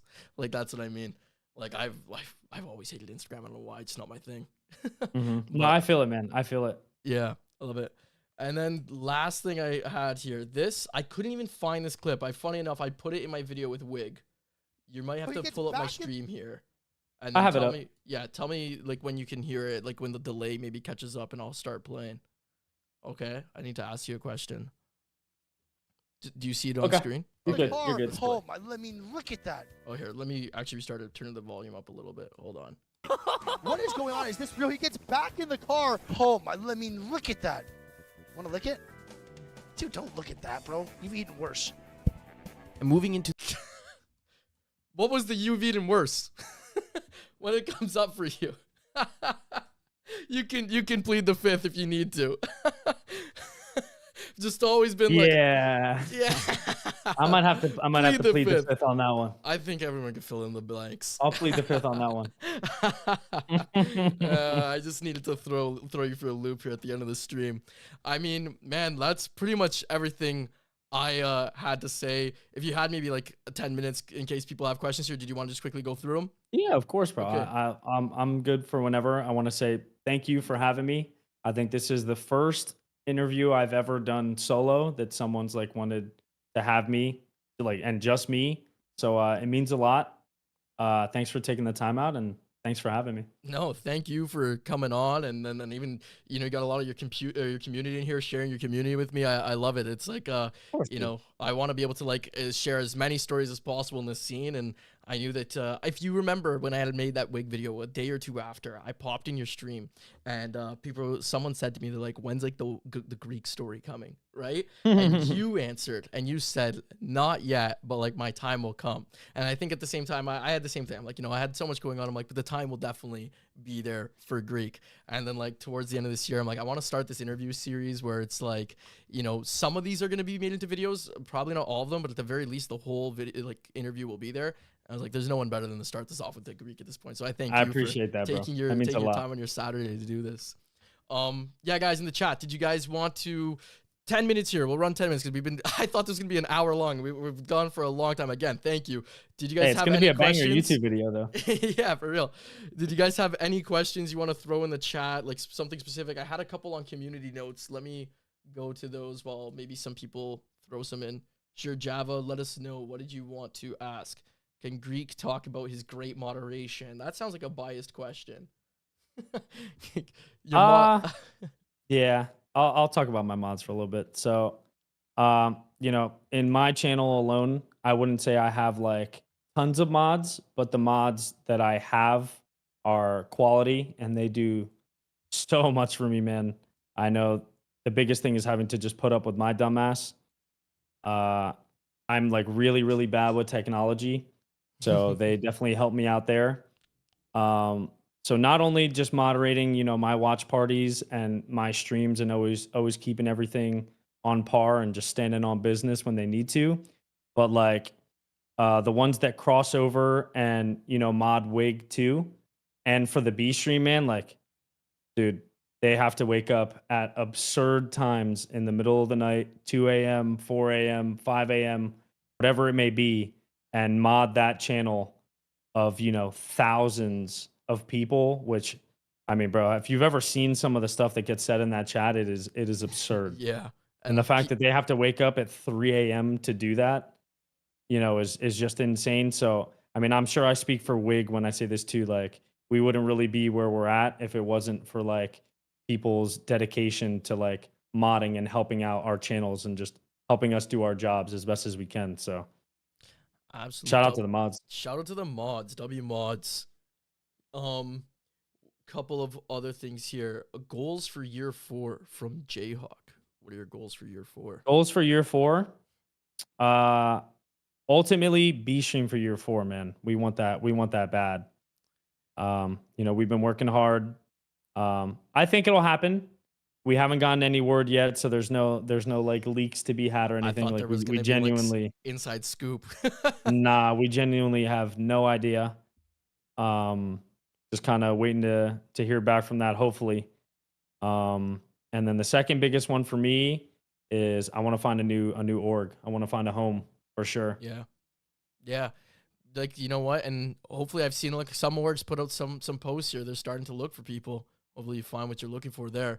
If you guys don't get the B stream for year 4, I don't want a B stream. I don't want it. Don't fucking have it. I'm not watching it. I'm boycotting. Also, too, who would want to follow that up? Like, I could not imagine having to follow the dynamic the two of you have. So that's what I say. Crutch says, I don't know if you covered it. What are your trips back to Greece like? So I actually haven't been back to Greece in maybe like 8 years. It's been a very, very long time. From when I went off to college to after graduation, I moved to South Carolina and lived there for a year while I was working, and then moved back home and helped out at the restaurant. So I haven't had like time to necessarily go back because I've also been streaming back and forth too. Whenever I go back to Greece, I don't go for just like a week or two. It's usually like a month to a month and a half because I have a lot of family like scattered all over the place, and it takes days to travel around and stuff. But most of my family is like mainland Greece. It's like more so like a smaller kind of town slash like village. There's like a lot of farmland. It's not like, your typical island cruises, which are like the ideal vacations that people go to. Um, Usually going back to Greece is, seeing the family, helping out my grandfather like on the farm. He has like a pretty big farm and like they're completely like self-sufficient. They like grow their own like food Yeah. crops, they have animals and stuff like that. So they're fully self-sufficient, but I have been meaning to go back. I miss my family. I wanna see my family in Greece. It's kind of just trying to figure out when I get to a spot that I can like, take a month off from streaming, or maybe potentially being able to do some just chatting streams from there, and maybe like easing it a little bit. But I mean, if there's one thing I always wanted people to know about myself is that like I grind very, very hard. I don't ever give myself time to like fully slack. I don't enjoy even taking one day off, letting alone having like a vacation, because like I think of all the work that other people have put in to be able to let me be in the situation that I'm in, and the sacrifices that my parents made to let me live the life that I live, that I don't ever want to give someone the chance to even say that I didn't like work hard for what I've been given. Mm-hmm. Yeah. So it's just been hard making time to go back to visit. Yeah, I see exactly what you're saying. We're actually like, it's funny, like as we've been discussing and talking, like we have like a little bit of a similar kind of like life. Like, so I'm not Greek, but I'm Italian. And Mhm. it's very similar. Like I've actually never been able to visit Italy like until last year for the first time throughout my whole life. But we have a lot of family down there and everything like that. So it's not a week trip we go do. We were there for 22 days, Yeah, right? yeah. I don't know like how I'm able to take 22 days off like that ever again. Like it's so difficult when you're in this thing where you got to be on at a moment's notice. Um, Mhm. it's not, my family there isn't like as big as it sounds like with yours, but still, regardless, I know where you're coming from. That's pretty crazy though. You said you were like firstborn generation here. I'm technically, my mom wasn't born here, but like her sister was born here. Like in Mhm. Canada. So I don't know. I guess I'm technically first generation, but I don't know if that counts. But Yeah, fun fact, if you follow the NBA at all, yeah, there's a player named Giannis Antetokounmpo from the Bucks. yeah, of course. And so he has, I believe he now has four brothers total in his family. But whenever I would tell the story, there was always, he had three. There's Giannis, Kostas, and Thanasis. And that's the three names that me and my two brothers have. We have the same exact names. So I thought you so Thanasis, is that your name? So yes. 'Cause, like, So my real name is Athanasios. oh, I was gonna And try and pronounce it. Thanasi, I was gonna try and pronounce it. Thanasi is like a nickname for it. It's like a little Fair shortened, enough. condensed version. So like anybody in like from back at home, or like any Greek people, whatever, like they call me Thanasi. Mhm. That's like the nickname any Greek person would like call me. Yeah. And then like my oldest brother's name is Costa, and then my middle brother's name is Yanni. So Oh that's wow. that's all three of their brothers too. Just That's funny. that is actually pretty funny. I grew up like playing hockey. I grew up like pretty much all my hockey teams are either 50 to 60% Greek or 50 to 60% Italian. So like, my favorite thing about Greek is every last name ends in is or os. That's Yeah, my pretty damn favorite thing. close. Yeah. But with Italian, every last name has to end in a vowel. Uh, what was the other? Like, I mean, this is more of like an inside joke for my community. Do you like bananas? You Well, yeah, top three fruit for sure. No way. Fuck. Absolutely. I Why? fucking Do you not like bananas? like I don't just like, it's not like a not like bananas. I despise bananas. Like I don't know. I can't, the smell, the texture. I can't be around a banana. I fucking hate them. Like it's crazy. It's it's wild. I don't know. And then here I got one more question. I think that I want to just quickly get to. Oh God, Jay says gotta tell the parents to get a fourth brother, Alexandros. Yeah, I don't know about that one. When I have a kid one day, though, for sure he's gonna have a Greek ass name. That's Of for sure. course. This is okay. Here, I had one question that someone wanted to ask you about this. I guess we could. It kind of ties back to Apex. We'll finish off with this. What? Yeah. what do you think makes a good Apex meta, and do you think the meta meets those requirements? Like the current meta meets those requirements?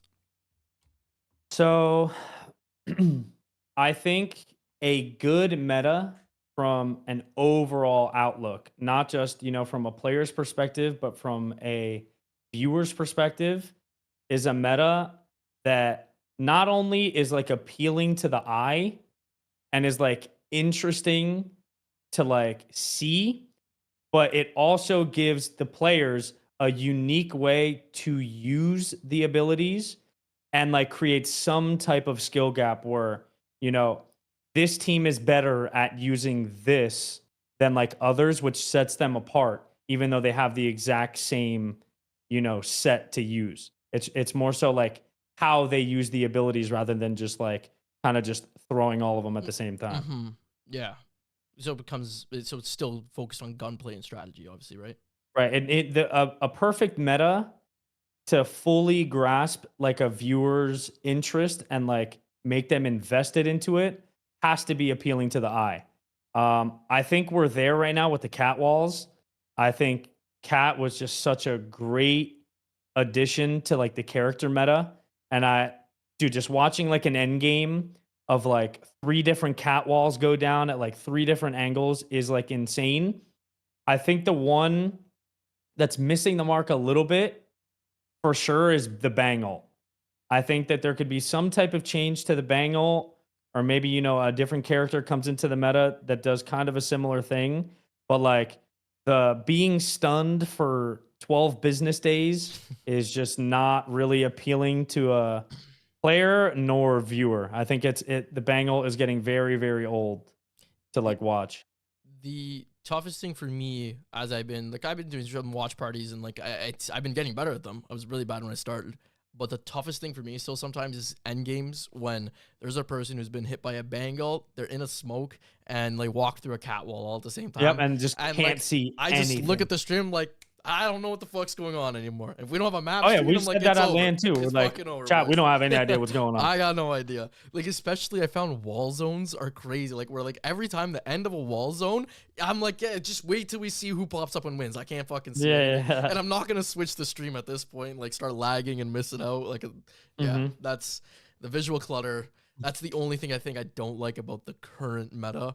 Other than that, I actually find it to be one of the most entertaining metas. Like you were saying, Cat. I think the viability of Cat to be a very hybrid character, both zone and edge, so viable, I think has been a super interesting thing to watch.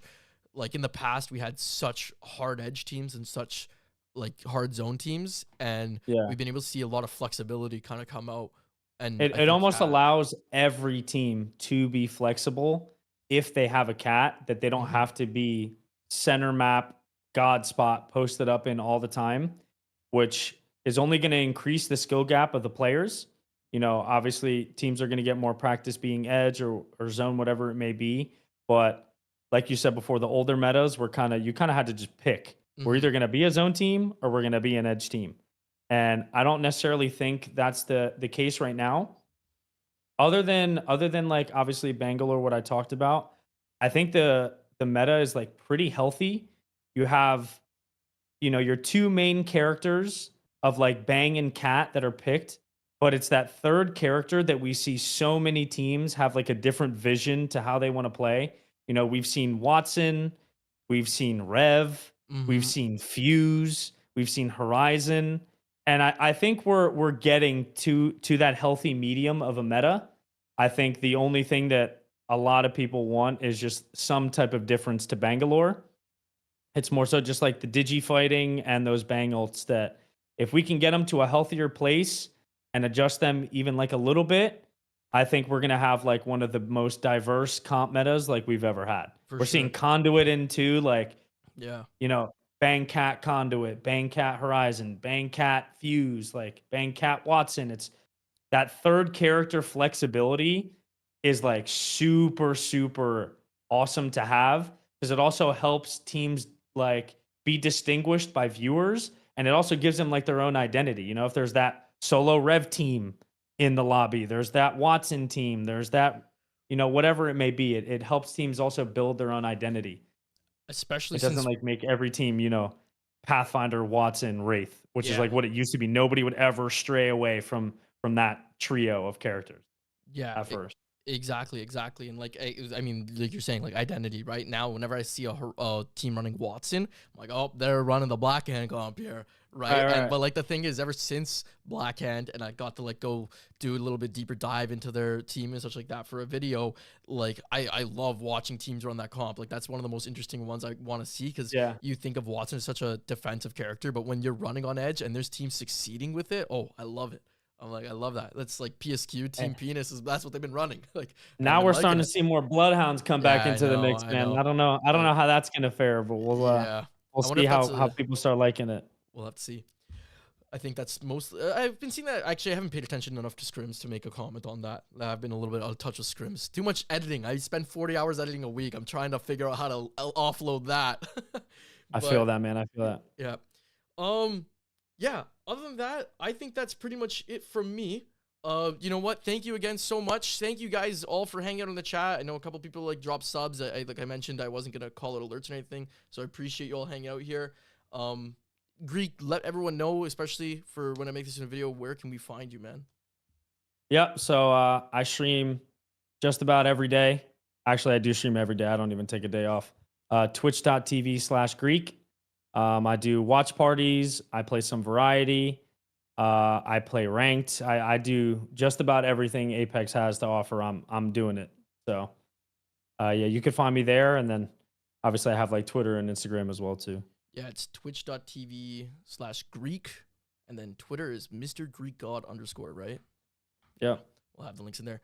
Thanks so much, Greek. And you know what? I will DM you something after. I will just to ask you, but like I'll ask that off stream if you're curious. But yeah, I really, really appreciate it. You know, this was Thanks again for having me, dude. more fun. Like, sorry, I expected it to be really good, but this was a lot better and like a ton of fun than even I expected. So it was awesome. I can't wait to see the YouTube video and watch it on stream. It might take like about, I'm gonna be honest, might come into like the new year, just because like I got already 4 videos You're good, planned. bro. I just Gives me can't some wait to time. watch it. But yeah, when it will, I'll keep you updated with how it's going. I always like to keep people in the loop when I'm editing them now. All right. Oh yeah, man. Appreciate it, Greek. Have a good one, man. Have a great rest Yep. of your day. Take care. Peace. Guys, again, thank you so much. Hold on. Let me get the full cam. Thank you so much. Thank you, guys. I was expecting it to be an hour for real. Like, and the fact that it went like about 3 hours here, oh, that was a ton of fucking fun. I apologize then for, in that case, I know ads are probably pretty heavy. Next time I will turn them off for you guys, okay? I will turn them off. Like, I'll make it so it's like 30 seconds every hour. This way you guys don't get hit with that as well. Y'all just vibe so well. I know Java. Yeah, you know what? Greek is super like easy to talk to. This is the first time I got to talk to him outside of like DMs, interacting online, like interacting in chat. But you know what? Really easy going. Had a ton of fun. If you guys are new here, make sure to follow the stream. If you did follow throughout the stream, appreciate you a ton. Thank you so much. Drop subs, everything like that. YouTube video will be coming out roughly in the new year, probably around mid-January. Other than that, there's going to be no stream tomorrow for Pro League qualifiers. If you guys are expecting that, I will be streaming Pro League qualifier finals on Monday. And then after, a couple of videos coming out within the next 3 weeks. So join the Discord for key updates or sub to the YouTube channel. I put everything on the community post. Thank you guys. Have a great day. Have a great rest of your evening. And I will see you next time. Bye-bye. Oh my God, I'm talking... I had studio mode on. Why didn't someone say I had studio mode on? You couldn't even see my face. You can see the Discord. Oh my God, that's hilarious. Oh my. I just looked over to my monitor. I did OBS studio mode. Okay, bye guys. Bye.